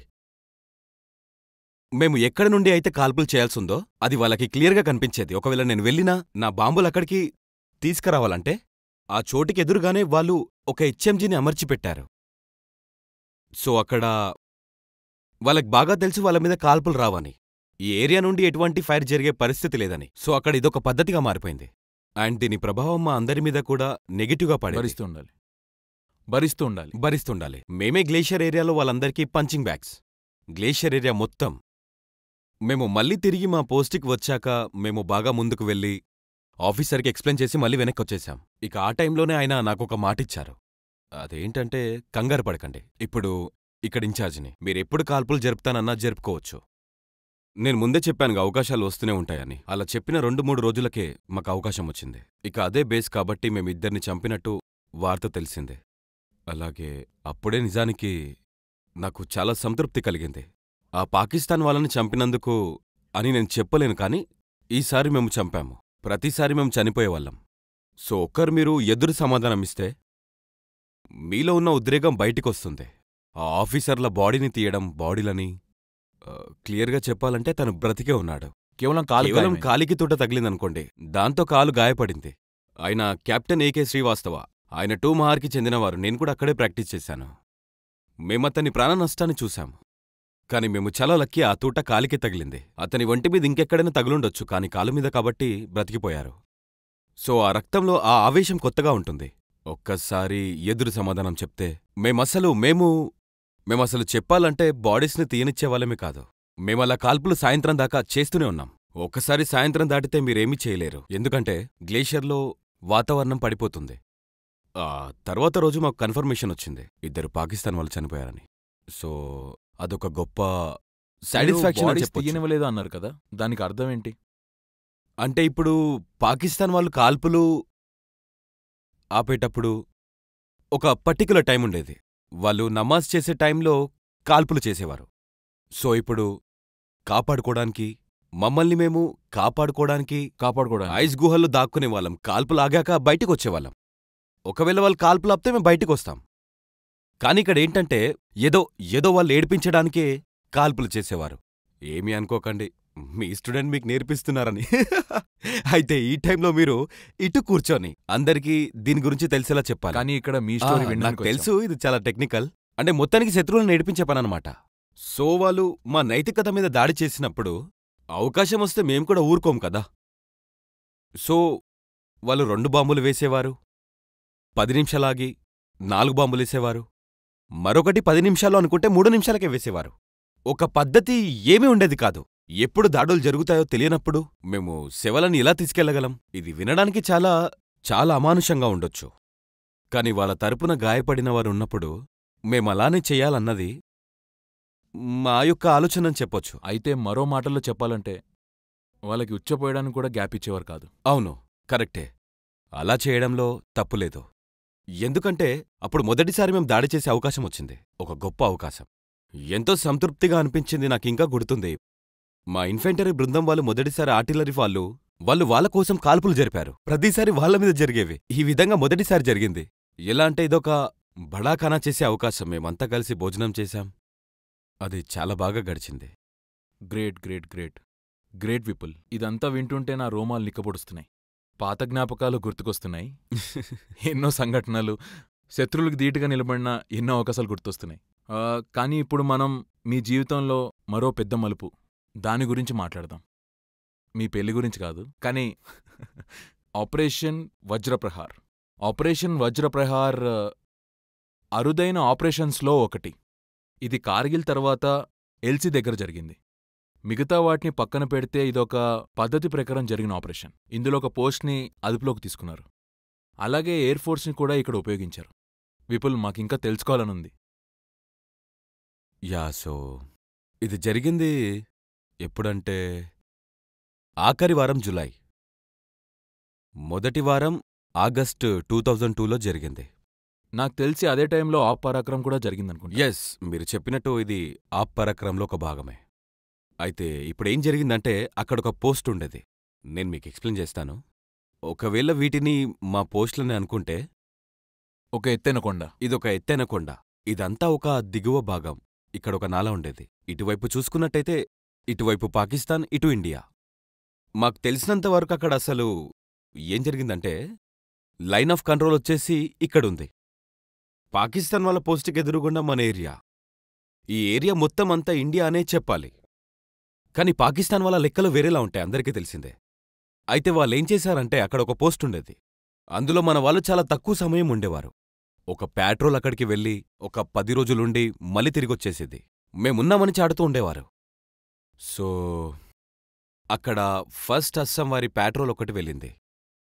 వారు వెళ్ళినప్పుడు వాతావరణం చాలా చల్లగా ఉండేది. బాగా ఎత్తైన ప్రదేశం కావడంతో మేఘాలు ఎక్కువగా ఉండడం. మేఘాలు ఎక్కువగా ఉండడం. సో, వాళ్ళు అక్కడ ఉన్న టైంలో ఆ పోస్ట్‌ని మెయింటైన్ చేస్తున్నప్పుడు వాళ్ళొక ఇద్దరు ముగ్గురిని నీళ్లు తీసుకురావడానికి పక్కనే ఉన్న నాల దగ్గరికి పంపించారు. దాన్ని సెలయేరు అనాలి. నాల అంటే కాల్వ కాదు మన ఇళ్ళ దగ్గర చూసేది. నేను చెప్పేది కొండల్లో ఉన్న నాల. అంటే సెలయేరులా. అయితే ఆ టైంలో ఏం జరిగిందంటే మేఘాలున్నట్టుండి మాయమైపోయాయి. మాయమైపోయాయి. అవును. దాంతో పాకిస్కి కనబడ్డారు. వాళ్ళకి కేవలం 2-3 వందల మీటర్ల దూరమే పడుతుంది. కొద్దిగా దూరంలోనే. సో, వాళ్ళదే టైంలోనే కాల్పులు మొదలుపెట్టారు. వీళ్ళు పాపం ఆయుధాలు లేకుండా వెళ్లారా? లేదు లేదు, ఆయుధాలున్నాయి. కానీ వాళ్ళు పెద్ద పెద్ద ఆయుధాలతో దాడి చేశారు. చాలా పెద్ద ఆయుధాలు, మోటార్ ఆయుధం లాంటివి అనొచ్చు. ఒక అస్సాం కుర్రాడు బాగా గాయపడ్డాడు. సో, అదే టైంలో ఇది బాగా పెద్దదైపోయిందని చెప్పొచ్చు. వెంటనే అక్కడ పోస్టులోని ఇదంతా చూస్తున్న గ్రూపులోకణ్ణి నన్ను ఆ పోస్టు దగ్గరికి పిలిపించారు. ఇది కరెక్ట్గా ఎదురుగుండానే ఉండేది. ఏరియా పేరు ఆ ఏరియాని బ్యాటిల్ ఆఫ్ అంటారు. అసలు ఏ ఏరియా ఇది? ఇది మచ్చల్ సెక్టర్. మచ్చల్. మచ్చల్ సెక్టర్. నన్ను పిలిపించారు. వెంటనే మేం కూడా కాల్పులు చేశాం. కాని మొత్తానికి పాకిస్ వాళ్ళొచ్చి ఆక్రమించుకున్నారు. నాకా రాత్రి ఇంకా గుర్తుంది. మేం నిలబడి ఉండగా బ్రీఫింగ్ చేస్తున్నారు. మేం పాకిస్తాన్ వైపు చూస్తే ఆ సీనియర్ ఆఫీసర్ మా వైపే చూస్తున్నారు. వాళ్ళు మాతో చెప్తున్నారిక ఆ పోస్టుని వాళ్ళే ఆక్రమించినట్టు సమాచారం వచ్చిందని. అంతలోనే టార్చ్ లైట్ల వెలుగు మా వైపుగా పడుతున్నాయి. మేమక్కడ చూస్తుండగానే వాళ్ళక్కడ పోస్టులో బ్రీఫింగ్ ఇస్తున్నారు. సో, వాళ్ళు ఆక్రమించేశారు. మమ్మల్ని రిక్కి చేయడానికి మొదట పంపించారు. అక్కడ పరిస్థితి బాగా తెలుసుకోవడానికి. అందులో నేనున్నాను. ఒక ఇంజనీర్ ఆఫీసర్ కూడా వచ్చారు. ఎందుకంటే అక్కడ సమాచారం ఏంటంటే అక్కడ మైన్స్ పేల్చారని. కానక్కడ మ్యాపే లేదు. అలాగే అస్సాం బెటాలియన్ కూడా వచ్చింది కదా? అవును, అస్సాం ఇంకా సిక్లైట్. అయితే చెప్పాలంటే మేమేనట వాటాదారులం. ఇంకా అలాగే అక్కడికి రెక్కి చేయడానికి వెళ్ళి అన్నీ కన్ఫర్మ్ చేశాం. అక్కడున్న ట్రూప్స్ అస్సాం ఇంకా సిక్లైట్ వాళ్ళు ఎదుర్కోలేనంత ఎక్కువగా ఉన్నారు. అప్పుడు మా దగ్గర 21 పారా ఎస్ఎఫ్ అనే చాలా నమ్మకమైన ఒక యూనిట్ ఉండేది. రాత్రికి రాత్రి విమానంలో తెచ్చారు. వాళ్ళు గజోలి నుండి వచ్చినట్టున్నారు. అలా తీసుకొచ్చారు. అప్పుడు మేమక్కడ్నుంచి బయల్దేరాం. చెప్పాలంటే ఒక సరైన రీతిలో దాడి చేయడానికి, రైడ్ చేసి పోస్టుని తిరిగి సాధించడానికి వెళ్ళాం. కాని మేమనుకున్నట్టు మా ప్లాన్స్ ఏమీ కూడా పనిచేయలేదు. ఏమైంది? అయితే అసలేం జరిగిందంటే మేమిలా దాడి చేయడానికి వెళ్లే ముందు చిన్న దాడులు చేయాలి. వాళ్ళని ఎంతలా అంటే వాళ్ళని కృంగదీయాలి. సాఫ్ట్. ఆర్మీ వార్స్లో చెప్పాలంటే టార్గెట్స్ని సాఫ్ట్ చేయాలి. వాళ్ళ మీద హెచ్ఈ బాంబులు కాల్పులు జరపాలి. దాంతో వాళ్ళు కాస్త భయపడతారు మన ఇన్ఫెంటరీ వాళ్ళు చేరే సమయానికి. సో, ఇది మేం పొద్దున చేసే పని. తర్వాత రోజు మేం దాడి చేయాలి. అంటే రాత్రివేళ వెళ్ళాలి. అయితే ఆ రోజు రాత్రి పాకిస్తాన్ వాళ్ళు బాగా ప్రతీకారం తీర్చుకున్నారు. అది ఆ రెజిమెంట్ వాళ్ళకి, మా అందరికీ కూడా చాలా బాధాకరమైన విషయమని చెప్పొచ్చు. చాలామంది గాయపడ్డారు. మాకు చాలా నష్టాన్ని మిగిలించారు వాళ్ళు. ఇక ఆ టైంలో మేం ప్లాన్ మార్చేశాం. అక్కడికి ఎయిర్ ఫోర్స్ని తెప్పించారు. మీరు వచ్చారు. సో, ఈ ఆపరేషన్లో బాలాకోట్ కన్నా ముందే అలా ఎయిర్ ఫోర్స్ని వాడేవారు. కార్గిల్ వార్ తర్వాత ఆర్మీ వాళ్ళకి సహాయంగా ఎయిర్ ఫోర్స్ని పిలిచారు. ఇక ఆ తర్వాత మేం దాడి చేశాం. అలాగే లెక్కలేనన్ని సంఘర్షణలు జరిగాయి. సో, చెప్పేదేంటంటే ఆర్టిల్లరీలో దాడులు ఎదుర్కొనే వైపుంటే మీరెన్నో పాఠాలు నేర్చుకోవచ్చు. ఇంకా మన బెటాలియన్ యొక్క శక్తి సామర్థ్యాలు తెలుస్తుంది. మీకేమైనా గుర్తున్న సంఘటనలున్నాయా? అవును, ఒక సంఘటనుంది. నాకు బాగా గుర్తుంది. అదెప్పుడంటే పాకిస్ మా మీద కాల్పులు జరిపారు కదా, అదే టైంలో మా ప్లాన్స్ని మార్చాల్సొచ్చింది. ఆ రాత్రి దురదృష్టవశాత్తు కొన్ని షెల్స్ వచ్చిపడ్డాయి మా కారిడార్లో. అక్కడొక యూనిట్కి చాలా పెద్ద సీనియర్ 11 సిక్లైట్ యొక్క సుబేదర్ మేజర్. నాకు గుర్తున్నంతవరకు సుబేదర్ సచ్చాసింగ్ అనుకుంటా. ఆయన నిలబడుండగా, అంటే ఆయన కమాండింగ్ ఆఫీసర్ దగ్గర ఏవో ఆర్డర్స్ తీసుకోవడానికి వెళ్లారు. తిరిగి వెళ్ళిపోవాల్సిందే. ఆ టైంలో బాగా కాల్పులు జరుగుతున్నాయి. చెప్పాను కదా, ఒక పద్ధతంటూ ఏమీ లేదు. సో, ఆ షెల్ వెళ్ళి కరెక్ట్గా ఆయనున్న చోట పడింది. అక్కడ మరొక జవాన్ కూడా ఉన్నాడు. ఆయన పాపం చాలా దారుణంగా గాయపడ్డాడు. మేమక్కడే ఉన్నాం. మాకెప్పుడైతే విషయం తెలిసిందో మేము నిజానికి ఫ్రంట్ బంకర్లో ఉన్నాం. ఈ పోస్ట్కి చుట్టుపక్కల అన్ని మొత్తం ఉంటాయి. బంకర్లంటే రాళ్ల వెనక ఒక గుహలా ఏంటంటే మీరు రాళ్ల వెనుక ఉంటారు. బేసిక్గా బాంబుల నుండి ఇంచుమించు గుహ కాపాడడానికి లాంటిది అనుకోవచ్చు. శత్రువు దాడి చేసినప్పుడు మనం కూడా కాల్పులు చేస్తాం. సో ఈ బంకర్లలో ఉన్నవారు చేసేదల్లా వాళ్ళని కాపాడుకోవడమే. మేం కూడా అదే చేస్తుండగా మమ్మల్ని మేము కాపాడుకోవడానికి మేమింక అదే పనిగా చేస్తుండగా మాకీ శబ్దం వినిపించింది. పోస్ట్ మీదే షెల్ పడిందని అర్థమైపోయింది. మీకు వినిపిస్తుంది విజిల్ సౌండ్. ఒక పెద్ద కేక.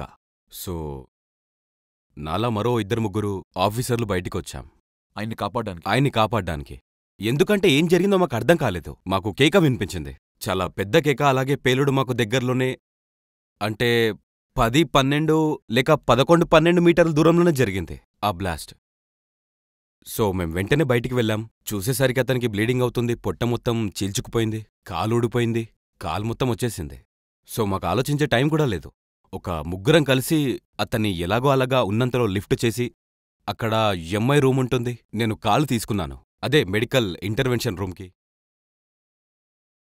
అతన్ని మేము ఎలాగో అలాగా పట్టుకొని వెళ్ళాం. అదే సమయంలో అక్కడ పాపం మరో వ్యక్తి కూడా బాగా గాయపడి ఉన్నాడు. అతన్ని తీసుకెళ్ళాం. అక్కడ ముందు జరిగిన కాల్పుల్లో గాయపడ్డ వారు కూడా ఉన్నారు. జనాలతో సో నిండిపోయి ఆల్మోస్ట్ బాగా నిండిపోయి ఉంది చోటు, చాలా కంగారుగా ఉంది. సో అక్కడ మరో ఆఫీసర్ కూడా ఉన్నారు. అతనికి అదే షెల్ వల్ల కంటికి గాయమైంది, ఒక ముక్క కంటి దగ్గర గుచ్చుకుంది. సో డాక్టర్కి ఖాళీ లేదు. నాకు బాగా గుర్తుంది, సుబేదార్ మేజర్ సుచ్చా సింగ్ గారు డాక్టర్తో చెప్పేశారు. మా కళ్ళ ముందే డాక్టర్తో చెప్పారు, డాక్టర్ గారు మీరు నాకు సపర్యాలు చేయకండి. ఆయనకి తెలుసు, మనసులో నుంచే తెలుసు ఆయనిక బ్రతకరని. కాని నేనా మాట చెప్పలేను. కాని చూడండి, ఒక వ్యక్తికున్న ఆ వ్యక్తి ఒక బలం, అతని ప్రేరణ, అతని కంపోజర్, ఆ టైంలో ఆయన ఆలోచన. సో ఆయన డాక్టర్తో క్లియర్గా చెప్పేశాడు. నాకొకటి చాలా బాగా గుర్తుంది ఏందంటే, మేము అతనికి ధైర్యం ఇస్తున్నాం, ఏం కాదు సార్, మీకేం కాదు సార్ అని, డోంట్ వరీ సార్. ఒకవైపు ఇలా ఉండగా ఇంకోవైపు మా మీద షెల్స్ పడుతూనే ఉన్నాయి, లెఫ్ట్ ఇంకా రైట్. చాలా అయోమయ పరిస్థితి. డాక్టర్ వెళ్ళి సిగ్నల్ ఇచ్చే వ్యక్తిని చూశాడు, అదే మాకు కమ్యూనికేషన్ ఇచ్చే వ్యక్తి. అతన్ని చూడండి, కాపాడండి, బ్రతుకుతారని. అంటే మీరు చెప్పేదేంటంటే ఒక వ్యక్తి ఇంచుమించు 40-42 ఏళ్ల వయసున్న వ్యక్తి, కాస్త ఎక్కువ, 45-46 మేబీ ఉండొచ్చు. అతను గాయపడి ఉన్నాడు, పొట్ట చీల్చుకుపోయింది, కాలు ఊడిపోయింది. డాక్టర్ చూస్తుంటే నన్ను చూడొద్దు, నేను బ్రతకను, వేరే వాళ్ళని కాపాడండి అని చెప్పారు. ఇదే కదా మీరు చెప్తున్నది? నేనే దానికి సాక్షి. అలాగే నన్ను నమ్ము, అది తలుచుకుంటేనే అదొక రకమైన ఫీలింగ్లా ఉంది, గూస్ బంప్స్లా ఉంది. ఇలాంటి విషయాలు గుర్తుకొస్తుంటే ఇదొక గొప్ప దేశభక్తితో నిండిన పరిస్థితి. ఆయన బాధతో ఏడుస్తుండగా, పైగా సుబేదార్ మేజర్ అంటే చాలా చాలా పెద్ద పొజిషన్. ఆయన మా బెటాలియన్కి తండ్రి లాంటివారు. మామూలుగా అయితే ఒక డాక్టర్ కన్నెత్తి మరొకరిని కనీసం చూడను కూడా చూడరు. నేను చెప్పేదేంటంటే, ఆయనకి తెలుసు, అతనికి అర్థమైపోయింది, ఇక అతను బ్రతకరని అదే అన్నారు కూడా. అలాగే నేను సరే కాని నాకొక కూతురుంది, నాకు గుర్తున్నంతవరకు ఒకే కూతురుందనన్నారు. కాని ఖచ్చితంగా ఆయన కూతురు గురించే చెప్పారు. అదొక్కటే నా బాధ అని. ఆయన విచారమంతా తన కోసమే. లేకపోతే ఆయన చాలా, చెప్పాలంటే సంతృప్తిగా ఉన్నాడు. నేను చేయాల్సింది చేశాను, మీరు వేరే వాళ్ళని కాపాడండి, లెట్ మీ గో. ఆ లెవెల్లో అంతా అనేది నేను వాళ్ళకి దాసోహం. సెల్యూట్ చేస్తాను వాళ్ళ ధైర్యానికి. 11 సీట్ లైట్ నా జీవితాంతం మర్చిపోలేను. విపుల్, నిజంగా రోమాలు నిక్కబొడిచే సంఘటన. అతన్ని మన ఇండియన్ ఆర్మీ అలాగే ఇండియా ప్రభుత్వం బాగా సత్కరించారు. అతనికి ఖచ్చితంగా అతని సాహసానికి ఏదో ఒకటి దొరుకుంటుంది. నాకు తెలిసి ఒకవేళ నా జ్ఞాపక శక్తి బానే ఉంటే అతనికి సేవా మెడల్ గ్యాలంటరీ ఇచ్చినట్టున్నారు. ఎస్, అవును, అదే ఇచ్చినట్టున్నారు. నాకు తెలిసి 12 సిక్లైవ్ వాళ్ళు అతని కుటుంబంలో అందర్నీ బాగానే చూసుకుని ఉంటారు. కానీ మన ప్రేక్షకులకు తెలియడం కోసం మేము ఇలాంటి గొప్ప వ్యక్తులతో మా జీవితాన్ని గడుపుతాం. వాళ్ళు ఒక్క క్షణం కూడా వాళ్ళ గురించి ఆలోచించరు, వాళ్ళని రక్షించుకోవడానికి కూడా. వాళ్ళకి ఏం జరుగుతుందో తెలిసినా సరే. ఊహించండి, ఒక వ్యక్తి నన్ను కాపాడొద్దు, పక్కన వ్యక్తిని కాపాడండి, అతను బ్రతికే సూచనలు ఎక్కువ ఉన్నాయని అంటే. ఇది చాలా గొప్ప విషయం విపుల్. అంటే మనమంతా ఇండియన్ ఆర్మీలో ఇలాంటి గొప్ప వ్యక్తులకు రుణపడుంటాం. ఇలాంటి సైనికులు, జవాన్లు, జేసీఓలు, ఆఫీసర్లు నిజానికి వారి ప్రాణాలు ప్రజల భవిష్యత్తు కోసం త్యాగం చేస్తున్నారు. But thank you so much Vipul, మంచి స్టోరీ చెప్పారు. ఇది స్టోరీ కాదు, మీ జీవితంలో అనుభవించింది. అయితే ఆ తర్వాత మీరెక్కడికి వెళ్లారు? నాకు తెలుసు మీరు ఫ్లయింగ్ వైపు వెళ్లారు. అవును సార్. నేను చాలా చాలా ప్రేరణ పొందాను. నేను నిజంగానే చాలా ప్రేరణ పొందాను. నేను చాలా మందిని గాయపడ్డం చూశాను. నేను గ్లేషియర్ దగ్గర పనిచేస్తున్నప్పటి నుండి ఇందాక నేను చెప్పిన ఆఫీసర్ దాకా. అక్కడ ఆర్మీ ఏవియేషన్ చాలా గొప్ప సేవ చేసింది. నాకెక్కడా అవకాశం రాలేదు. నేను గ్లేషియర్లో ఉన్నప్పుడు అవకాశం పోయింది. చాలామందిని పోగొట్టుకునేవాళ్ళం. మేము ఆపరేషన్కి వెళ్ళినప్పుడు కూడా 82% సైనికుల ప్రాణాలు పోయేవి. అది జరగాల్సిందే. 100 మంది వెళ్తే అంచనా. 80 మంది పోతారనేది మా అంచనా. లెక్క, మా అంచనా. కానీ ఎయిర్ ఫోర్స్ వాళ్ళు కూడా పకడ్బందీగా వచ్చారు. దాంతో అనుకున్నంత మంది చనిపోలేదు. మేము ఆపరేషన్ కూడా చేయగలిగాము. కాబట్టి నాకు చాలా బాగా అనిపించింది. సో ఆ తర్వాత నేను వస్తా అన్నాను. ఫామ్ ఫిల్ చేశాను. ఏవియేషన్ వైపు వెళ్ళాను, కానీ నేను అనుకున్నట్టు అయితే మీరు జరగలేదు. ఫ్లై చేశారా, లేక కేవలం హెలికాప్టర్ బోల్ట్ బిగిస్తూ ఉండేవారా? లేదు లేదు, నేను నడిపాను. నేను ఒక సర్టిఫైడ్ క్వాలిఫైడ్ ఫిక్స్ వింగ్ పైలట్ని. 40 అవర్స్ ఫ్లయింగ్లో గడిపాను. అది ఖచ్చితంగా తెలియాల్సిందే. ఆ తర్వాత 2వ స్టేజ్కి పంపారు. ఎందుకంటే ఆర్మీకి ఫిక్స్ వింగ్ లేదు, ఇప్పటికీ లేదు. ఆర్మీలో కేవలం హెలికాప్టర్స్ ఉన్నాయి. మేం కొన్నాళ్ళు ఫిక్స్ వింగ్లో పనిచేయాల్సి ఉంటుంది. ఆ తర్వాత మమ్మల్ని హెలికాప్టర్స్కి పంపించేస్తారు. సో నేను 55 అవర్స్ హెలికాప్టర్లు ఫ్లై చేశాను. సో జీవితంలో వేరే జరగాలని రాసుంది. అలా. అయితే మీరు పూర్తిగా పైలట్ కాలే? అవును, నేను పైలట్ని కాలేకపోయాను. అవును, నేను నేను రెండింటిలోనూ ట్రైనింగ్ తీసుకున్నాను, కానీ పైలట్ని కాలేకపోయాను.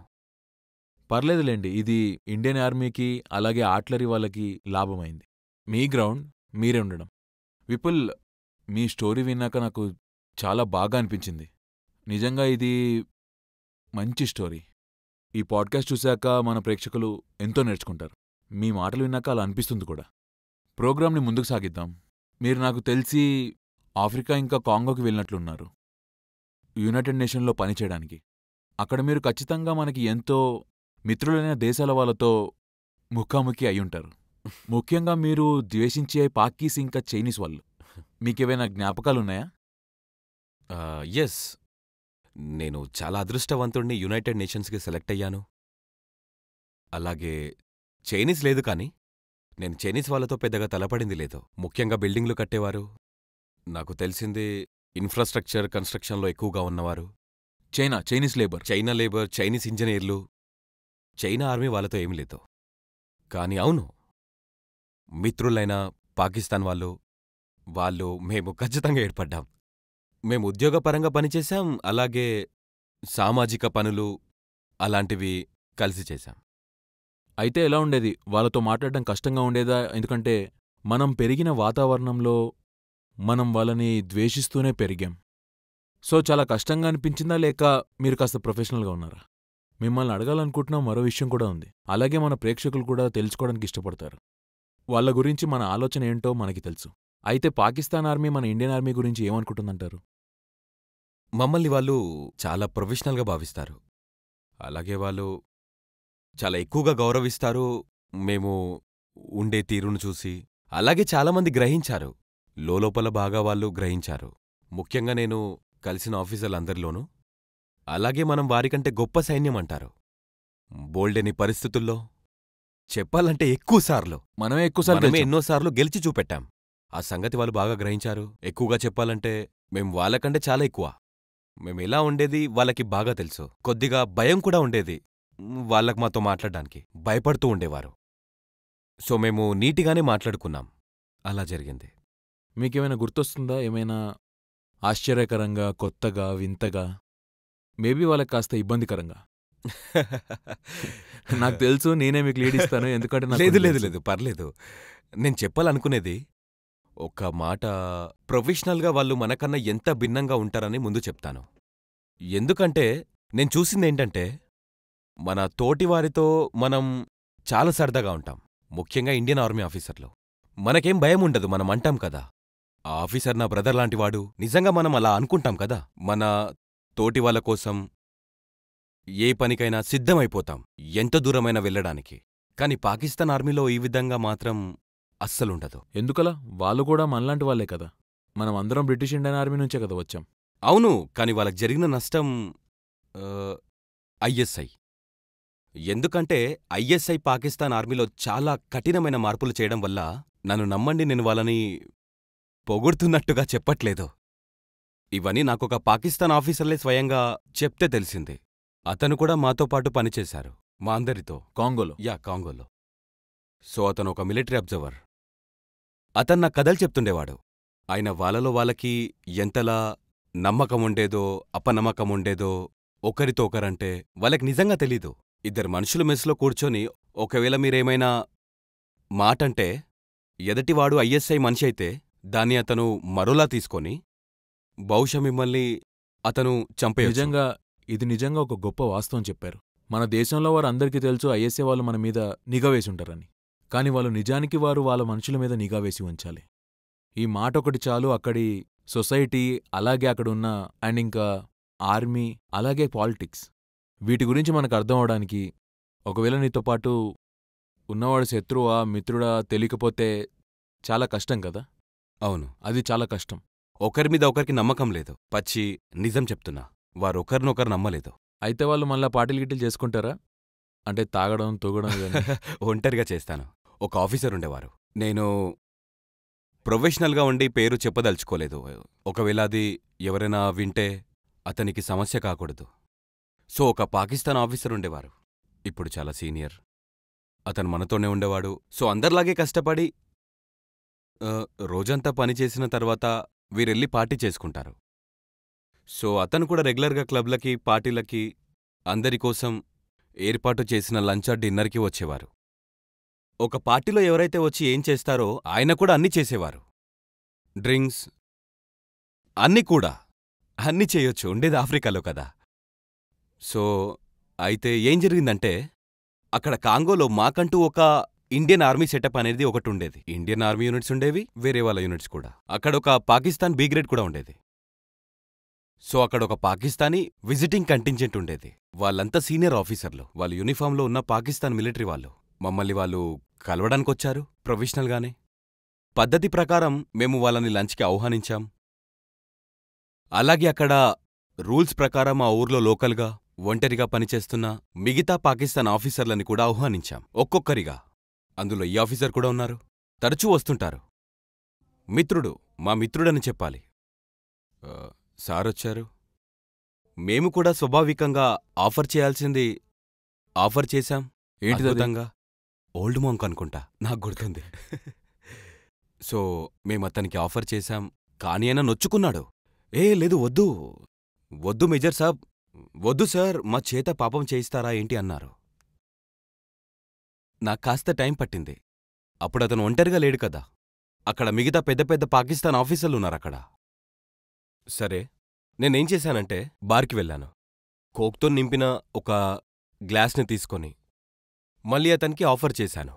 దానివైపు చూశారు, నా వైపు చూసి నవ్వారు, తీసుకున్నారు.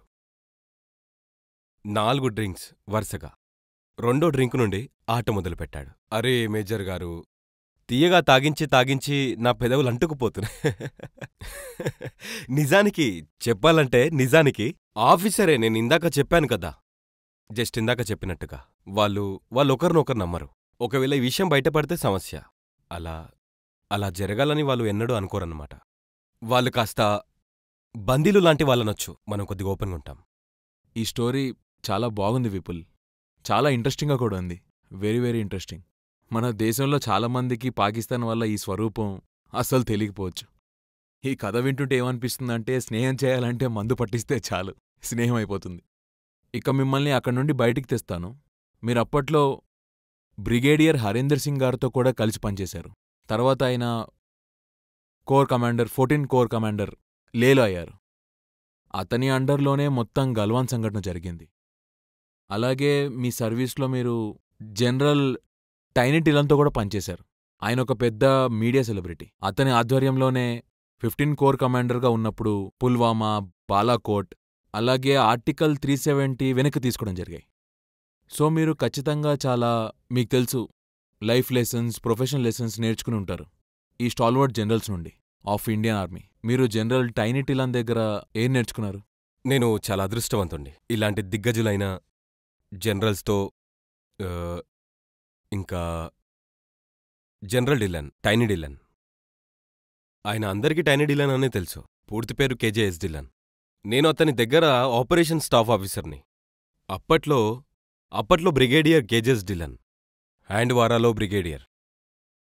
అక్కడొక ఆర్మీ సెటప్ ఉంది. నేనతనితో పాటే అక్కడే పనిచేశాను. అలాగే ఆ గొప్ప మనిషి నుండి చాలా నేర్చుకున్నాను. అతనికన్నా కింద వాళ్ళకి ఆయన ఇచ్చే ధైర్యం, మిగతా వాళ్ళు అతని దగ్గర చాలా నేర్చుకోవాలి పద్ధతి. అలాగే దాని ఫలితాలు కూడా అందరూ చూస్తూనే ఉన్నారు. లేకపోతే ఆయన ఊరికే అందరూ గమనించదగ్గ ఆపరేషన్ అంత సులువుగా ఇంకా అలాగే సజావుగా చేసి ఉండకపోయేవారు. అలాగే ఆర్టికల్ 370 టైంలో కూడా వ్యాలీ మొత్తం కామ్గా ఉంది. ఎలా అనిపించింది సార్? సార్తో పనిచేయడం మజా వచ్చింది? మజా వచ్చింది, చాలా మజా వచ్చింది. నేను అతనితో చాలా తక్కువ టైం గడిపాను, కానీ నేర్చుకోవడంగా చాలు. మేము పగలు రాత్రి పని చేశాం. ఆయన నాకిచ్చిన చనువు నిజానికి చాలా పని సులువు చేసింది ఒక స్టాఫ్ ఆఫీసర్గా. ఈ పర్సనాలిటీ వల్లే, ఈ వ్యత్యాసం వల్లే ఆయన చెప్పాలంటే ఆయన ఎన్నెన్నో గొప్ప గొప్ప విజయాలు సాధించారు. ఆయన ఒక మంచి ఆలోచనపరుడు మాత్రమే కాదు, అతని కింద పనిచేయడానికి చాలామందికి ఆ సహాయాన్నిచ్చేవారు. ఆయన కిందే వర్క్ చేయడం కోసం. సో అందువల్లే అతను స్పెషల్. మరి జనరల్ హరీందర్ సంగతేంటి? జనరల్ హరీందర్, అయ్యో బాగా గుర్తున్నారు. అతనితో నాకు పని చేసే అవకాశం దొరికింది, చాలా మంచి అవకాశం. యుఎన్లో, కాంగోలో. అదే కాసేపటి క్రితం మాట్లాడుకున్నాం కదా. అది చాలా చాలా కోవేటెడ్ అపాయింట్మెంట్. అది అతను కేవలం ఇండియన్ ఆర్మీలో యూనిట్స్ని మాత్రమే కమాండ్ చేయట్లేదు. మాకున్నట్టుగా ఉక్రేనియన్ బెటాలియన్, ఉనెనియన్ బెటాలియన్, సౌత్ ఆఫ్రికా బెటాలియన్, ఇదొక మల్టీనేషనల్ కంటింజెంట్. అలా ఉండాలంటే కొన్ని అవసరం ఉంటాయి. అలాగే అతను చిన్న చిన్న పనులు కూడా సరిగ్గా చేసేవారు. కరెక్ట్గా చిన్న పనిని కూడా చాలా శ్రద్ధగా చేసేవారు. అది అందరూ నేర్చుకోవాలి. ఆయన చెప్పారు, కానీ మాటలోనే నేను ఇది నేర్చుకున్నాను. అన్ని పనులు ఒకేలాగా చేయాలి, చిన్న పనిని కూడా కరెక్ట్గా చేయాలి. అవే పెద్ద పనులకు సహాయపడతాయి. విపుల్, చాలా థ్యాంక్స్ మీకు. అలాగే చాలా సంతోషంగా ఉంది మీ ఎదురుగా కూర్చుని మిమ్మల్ని ప్రశ్నలు అడగడం, మీ జీవితంలో జరిగిన కథలని, మీరు అనుభవించిన అనుభవాల్ని పంచారు. మన షో ముగించే ముందు మీ నిష్కల్మషమైన అభిప్రాయం మాకు ఫాస్ట్ స్పీడ్లో కావాలి. నేను మిమ్మల్ని ఇప్పుడు ర్యాపిడ్ ఫైర్ అడుగుతా. సో మీరు మంచి ఇంట్రెస్టింగ్ సమాధానాలు చెప్తారని కోరుకుంటున్నాను. అయితే మొదలు పెడదామా? Yeah, of course. So Vipul, army లైఫ్లో మీకు బాగా సంతోషాన్ని ఇచ్చిందేంటి? నేనప్పుడు 31 ఫీల్డ్ రెజిమెంట్లో పనిచేస్తుండగా, అయితే అక్కడొక జవాన్ ఉండేవాడు. అతని వైవాహిక జీవితం చాలా క్లిష్టంగా ఉంది. వాళ్ళు విడిపోయేవారు, మేము కలగజేసుకొని విడిపోకుండా ఆపాం. ఇవాళ వాళ్ళకి పెళ్ళయింది, 2 పిల్లలున్నారు. పెళ్లి తర్వాత వాళ్ళు చాలా సంతోషంగున్నారు, వాళ్ళు నాతో టచ్లో ఉన్నారు. అయితే ఇక్కడ చూసుకుంటే వాళ్ళు విడిపోయారు, మళ్ళీ కలిసి సంతోషంగా కూడా ఉన్నారు. ఇది నిజానికి చాలా మంచి సంఘటన. సూపర్ సూపర్ విపుల్, మీరెప్పుడూ ఫ్యామిలీ గురించి ఆలోచిస్తారని మళ్ళీ నిరూపించారు. అమేజింగ్, చాలా గ్రేట్. ఇంకోటేంటంటే, ప్రేక్షకులు ఒక విషయం బాగా అర్థం చేసుకోవాలి. ఇండియన్ ఆర్మీ అనేది కేవలం వాళ్ళ పర్సనల్ లైఫ్ గురించో మరొకరి జీవితం గురించో కాదు. మీ బెటాలియన్, మీ రెజిమెంట్ కూడా మీ కుటుంబం లాంటిదే. ఆఫీసర్లు, జేసీఓలు, జవాన్లు, వారి మనోభావాలు, వీళ్ళతోనే కదా ఎక్కువ సమయం గడిపేది. Great great story Vipul. ఇక తర్వాత ప్రశ్న, ఈ 21 ఏళ్లలో మీరు నిరాశపడిన సంఘటనలు ఏమైనా ఉన్నాయా? లేదు, నిరాశపడే పరిస్థితి ఆర్మీలో నాకు నేను పనిచేసిన చోట్లలో ఏ రోజు రాలేదు. కానీ జీవితంలో మాత్రం ఎక్కువగా నిరాశపడింది ఏంటంటే, మా నాన్నతో ఎక్కువగా సమయం గడపలేకపోయానని. ఆయన 2 ఏళ్లుగా మంచం మీదే ఉన్నారు. మరో ఉద్యోగం ఏదైనా చేసుంటే ఆయన చూసుకునేవాణ్ణేమో. కానీ ఆర్మీ పట్ల నాకే బాధ లేదు, కేవలం జీవితంలోనే బాధుండిపోయింది. ఈ బాధ మనలో చాలామంది మనసులో ఉండే ఉంటుంది. డెఫినెట్లీ. ఎవరైనా ఫ్యామిలీకి దూరంగా వెళ్ళి దేశం కోసం సర్వ్ చేస్తున్నప్పుడు ఇలాంటివన్నీ మిస్ అవుతారు. అవును, నాకు తెలుసు. ఆ తల్లిదండ్రులు కూడా బాగా అర్థం చేసుకుంటారు, ఎందుకంటే వాళ్ళ బిడ్డల్ని దేశానికి అంకితం చేస్తారు కాబట్టి. అంతకన్నా ఏం చెప్పలేం. మీరు యూనిఫామ్లో ఉండగా చేసిన ఒక పిచ్చి పని ఏంటి? చాలా పిచ్చి పని. ఐ థింక్ సరదాగా ఏదో నాకు తెలిసి మొదటిసారి నేను ట్రైనింగ్లో ఉండగా, అదే అన్నీ బాగుచేయడం నేర్చుకుంటున్నప్పుడు, ఫ్లయింగ్ ట్రైనింగ్. యా, నేను ఒక్కడనే వెళ్ళాలి, ఒంటరిగా వెళ్ళాలి, నేనే ఫ్లై చేయాలి, అలాగే ల్యాండ్ కూడా చేయాలి. ఫ్లయింగ్ నేర్చుకుంటున్నప్పుడు ఇది చాలా కష్టమైన పని. గాలిలో మొదటిసారి ఒంటరిగా నేను వెళ్ళినప్పుడు ఆ మధ్య నాకు ఎంగేజ్మెంట్ జరిగింది. నా కాబోయే భార్య ఫోటోని ఎదురుగా కాక్పిట్లో పెట్టాను. చాలా మంది దేవుడు బొమ్మలు పోతే పెట్టుకుంటారు. కలిసిపోదాం. తీసుకొస్తే కలిసి తీసుకొద్దాం. వస్తే కలిసి తిరిగి రావాలి. కలిసిపోదాం. చాలా మంది అన్నమాట. దేవుడు ఫోటోలు పెట్టుకుంటారు, మీరు యా, వైఫ్ ఫోటో చాలా పెట్టుకున్నారు. పిచ్చిగా అనిపించింది నాకు. బట్ ఇంకంతే. లేదు పెళ్ళైన ప్రతి ఒక్కరు చేసే తెలివైన పని ఇదే. భార్య మీద లైఫ్ లాంగ్ ముద్ర వేసి ఉంచడమే. ఆర్మీలో లేకపోతే ఇంకేం చేసేవారు? Merchant navy. ఎందుకు? నాకు ప్రపంచమంతా తిరిగే అవకాశం వచ్చేది. I love travelling. ఆర్మీలో నేను ఇండియాని చూసేశాను, కాస్తంత పాకిస్తాన్, ఇంకా బర్మా భూటాన్ కూడా. ఎస్, ట్రావెల్ చేసే అవకాశం వచ్చేది. ఆర్మీలో ఒక విషయం మార్చాలంటే మీరు ఏది మారుస్తారు? నాకు తెలిసి ఒకవేళ నన్ను మార్చమంటే మరి కాస్త ఇన్ఫార్మల్గా మార్చేవాణ్ణి. ప్రొఫెషనల్ కానీ ఇన్ఫార్మల్గా. ఎందుకలా అంటే? అదే ఆ తత్వం కాబట్టి. అలాగే ఆ విధంగానే నేను ఆ మార్పులు చేసే పరిస్థితిలో ఉన్నప్పుడు నేను నా టీంలో మార్పులు చేశాను. టీం ప్రొఫెషనల్గా ఉండేది, కానీ మేము చాలా చాలా ఎంజాయ్ చేశాం. నా కింద ఆఫీసర్లతో చాలా సరదాగా ఉండేది కూడా. నాకు తెలిసింది చాలా పెద్ద కోరిక, కానీ ఏం చేస్తాం. సో ప్రేక్షకులకు చెప్పేదేంటంటే ఆర్మీ అనేది చాలా ఫార్మల్ ప్లేస్. ఎంతవరకు అంటే వేసుకునే బట్టలలో కూడా వాళ్ళకి 3 రకాల కేటగిరీస్ ఉండేవి. ఒకటి formal, informal and casual. Casual dress అంటే ఫుల్గా టక్ చేసుకుని లేసున్న లెదర్ షూ వేసుకోవాలి. ఇక మీరే ఊహించుకోండి ఫార్మల్ అండ్ ఇన్ఫార్మల్ అంటే ఎలా ఉండేవో. సరే విపుల్, ఇప్పుడు ఒక ట్రికీ ప్రశ్న అడుగుతాను. 1 నుండి 10 మీటర్లో Indian Army, Indian Navy, Indian Air ఫోర్స్ని రేట్ చేయండి. మీరు నేను సంతోషంగా ఉండటం మీకు ఇష్టం లేదా? అందుకే ఇలా అడిగారా? ఎందుకు? మిగతా వాళ్ళ ఆనందం కోసం అడిగాను. నేను నిజాయితీగా చెప్తాను. సో 1 నుండి 10 వరకు అవును, కదా? 10. మీకు కావాలంటే 100 కూడా ఇవ్వచ్చు. లేదు, పర్లేదు, అన్నీ ఒకటే.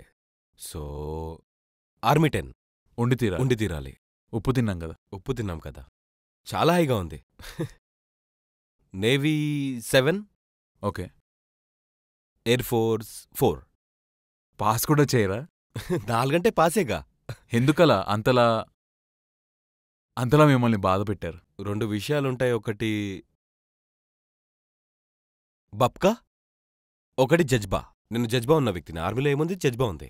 ఎయిర్ ఫోర్స్ లో బప్కా ఎయిర్ ఫోర్స్ లో బప్కా ఉంది. నాకు జజ్బా అంటేనే బాగా ఇష్టం. అండ్ ఏదో ఒక రోజు టూ నేను మచ్ ఆఫ్ బప్కా. ఏదో ఒక రోజు ఎయిర్ ఫోర్స్ ఆఫీసర్ని కూడా ఇక్కడికి పిలవాలి. అలాగే కొన్ని విషయాలు మీకు తెలుసు కదా సార్. ఇలాంటివి చేయకుండా ఉంటేనే మంచిది. నేను మంచిదంట. ఓకే. ఆల్రెడీ రేటింగ్ ఇచ్చేసా, కానీ నీ ఉద్దేశం. ఇది నా పర్సనల్ ఉద్దేశం. No, of course. మీ ఫేవరెట్ డ్రింక్ ఏంటి? Old Monk. ఎందుకు? చీప్ కిక్ అంతే. ఇది ఎప్పటినుండో నా ఫేవరెట్. ఇదెందరో సైనికుల హృదయాన్ని టచ్ చేస్తుంది. ఫోర్జెస్, సోల్జర్స్ కూడా చాలా మంచి డ్రింక్ ఇది. మంచి కిక్ ఇస్తుంది, రేట్ కూడా తక్కువ. పొద్దున్నే హ్యాంగ్ ఓవర్ కూడా ఉండదు. హ్యాంగ్ ఓవర్ కూడా ఉండదు. No hangover. ముగించే ముందు లాస్ట్ ప్రశ్న అడుగుతాను విపుల్. ఒక్క ప్రశ్న అడుగుతాను. మీరు ఇండియాలో చదువుకున్నారు, అక్కడ ఉద్యోగం చేశారు, మీరక్కడ 3 ఏళ్లున్నారు, తిరిగి మళ్ళీ అక్కడ ఇన్స్ట్రక్టర్ అయ్యారు. మీరొక కెడిట్కి ఎప్పుడూ అస్సలు చెయ్యొద్దు అని చెప్పే ఆ ఒక్క విషయం ఏంటి? అస్సలు చేయకూడదని. మీకు ఫన్నీగా జవాబు కావాలా? నాకు ఆన్సర్ కావాలంతే. ఎప్పుడు సబ్బు కింద పడేయకండి. ఓకే. ఈ అద్భుతమైన సమాధానంతో మనం ఇక ముగిద్దాం. ఎంత చెప్పినా తక్కువే. కర్నల్ విపుల్ హర్ష సిసోడియా, సేనా మెడల్ గ్రహీతకి మాతో మాట్లాడినందుకు థ్యాంక్స్. ఇదొక గ్రేట్ పాడ్కాస్ట్ అవుతుందని నాకు అనిపిస్తుంది. విపుల్ మనకి చెప్పిన నిజమైన కథలు, అతను చెప్పిన అనుభవాలు, నా మాట నమ్మండి. ఈ పాడ్కాస్ట్ని రికార్డ్ చేసే ముందు ఆయన నాకొకటి చెప్పారు. విపుల్ ఏం చెప్పారంటే, ఈ కథలో ఎన్నో ఆయన ఫ్యామిలీకి కూడా తెలీదంట, ఇంతకీ తన భార్యకు కూడా. సో ఆయన మనతో మనసు విప్పి మాట్లాడారు. సో విపుల్, నేను మీకు చాలా చాలా కృతజ్ఞుణ్ణి. నాకు నమ్మకం ఉంది మా ప్రేక్షకులు ఈ పాడ్కాస్ట్ని బాగా ఇష్టపడతారు. Thanks for your time, thanks for your experience, and ముఖ్యంగా మా టీం అందరి తరపున మీ సర్వీస్కి చాలా థ్యాంక్స్. అసలు సార్, నేను మీకు థ్యాంక్స్ చెప్పాలి. మాలాంటి ఎంతోమందికి మీరిలా మాట్లాడే అవకాశం ఇచ్చినందుకు. మా కథలు విని చాలామంది స్ఫూర్తి పొందుతారు. చాలామంది నాతో పాటు పనిచేసిన ఎంతోమందిని ఇవాళ నేను జ్ఞాపకం చేసుకోవాలి. వాళ్ళకు అవకాశం దొరకలేదు. వాళ్ళు దేశం కోసం ఎందరో ప్రాణత్యాగాలు చేసేశారు. మనకి లెఫ్టినెంట్ అమిత్ బిస్ట్, లెఫ్టినెంట్ సక్లాని, తన మొదటి సంవత్సరమే చనిపోయారు. వాళ్ళకి ఛాన్స్ రాలేదు. సో మీరు స్టార్ట్ చేసిన ఈ పని చాలా మంచి ఆలోచన. And I wish you all the best for your journey. Thank you so much Vipul. నిజంగానే మీరు చెప్పినటువంటి గొప్ప వాళ్ళ కారణంగానే ఇవాళ మనం దేశంలో తిని మాట్లాడి తాగి ఇలా హాయిగా ఉన్నామంటే మన సీనియర్లకు, అమరవీరులకు, మన జవాన్లకు సెల్యూట్. వాళ్ళ వల్లే మన జీవితాలు ఇలా చక్కదిద్దుకున్నాయి. ఈ మాటతో ఇవాల్టి ఈ ఎపిసోడ్ని ముగిద్దాం. మన పాడ్కాస్ట్ ఇలానే నిరంతరం సాగుతూనే ఉంటుంది. మాతో కలిసి ప్రయాణించండి. లైక్, సబ్స్క్రైబ్ చేయండి. జై హింద్, జై భారత్.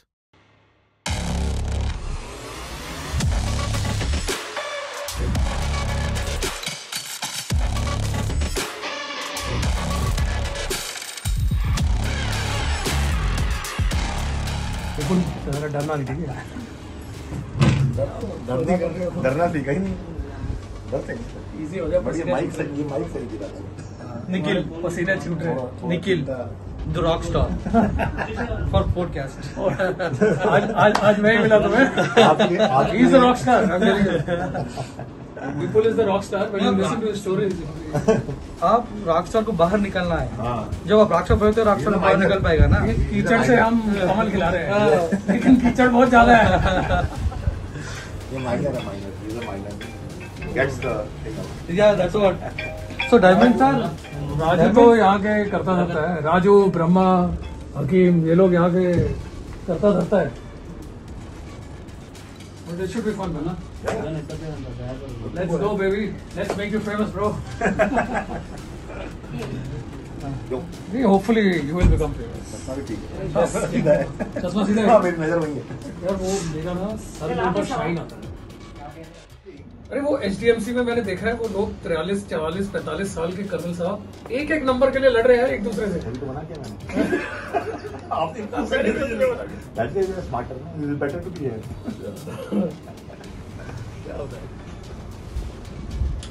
बहुत लीडर, बहुत। आपने जेसीबी की बताओ मतलब दुनिया का मुझे अभी तक नितिन यादव का कमरा याद है।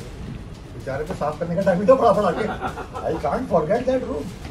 I just can't forget that room. उस दिन लगा कि यार ये नहीं करना। दैट डे आई डिसाइडेड उस रूम में जाकर डिसाइड किया कोर्स नहीं करना। मैं एडवांस नहीं करा था आपका, आप तो सीनियर थे। चलो ओके। Okay sir. यार वो तेरी वो बात रही थी, वो पढ़ाई वाली ना। मार दिया पढ़ा के सर। आप जैसों से पढ़वा दिया सर हमको तो। आप ही छोड़ो, आप पढ़ ही रहे हैं सर। मतलब कितना पढ़े। माँ मजे करती हैं, बेटा चले जाओ फौज में। नहीं, मैं तो खुद ही यार फौज में आया इसलिए कि बाप ने कर रखा था डंडा पढ़ाई के ऊपर।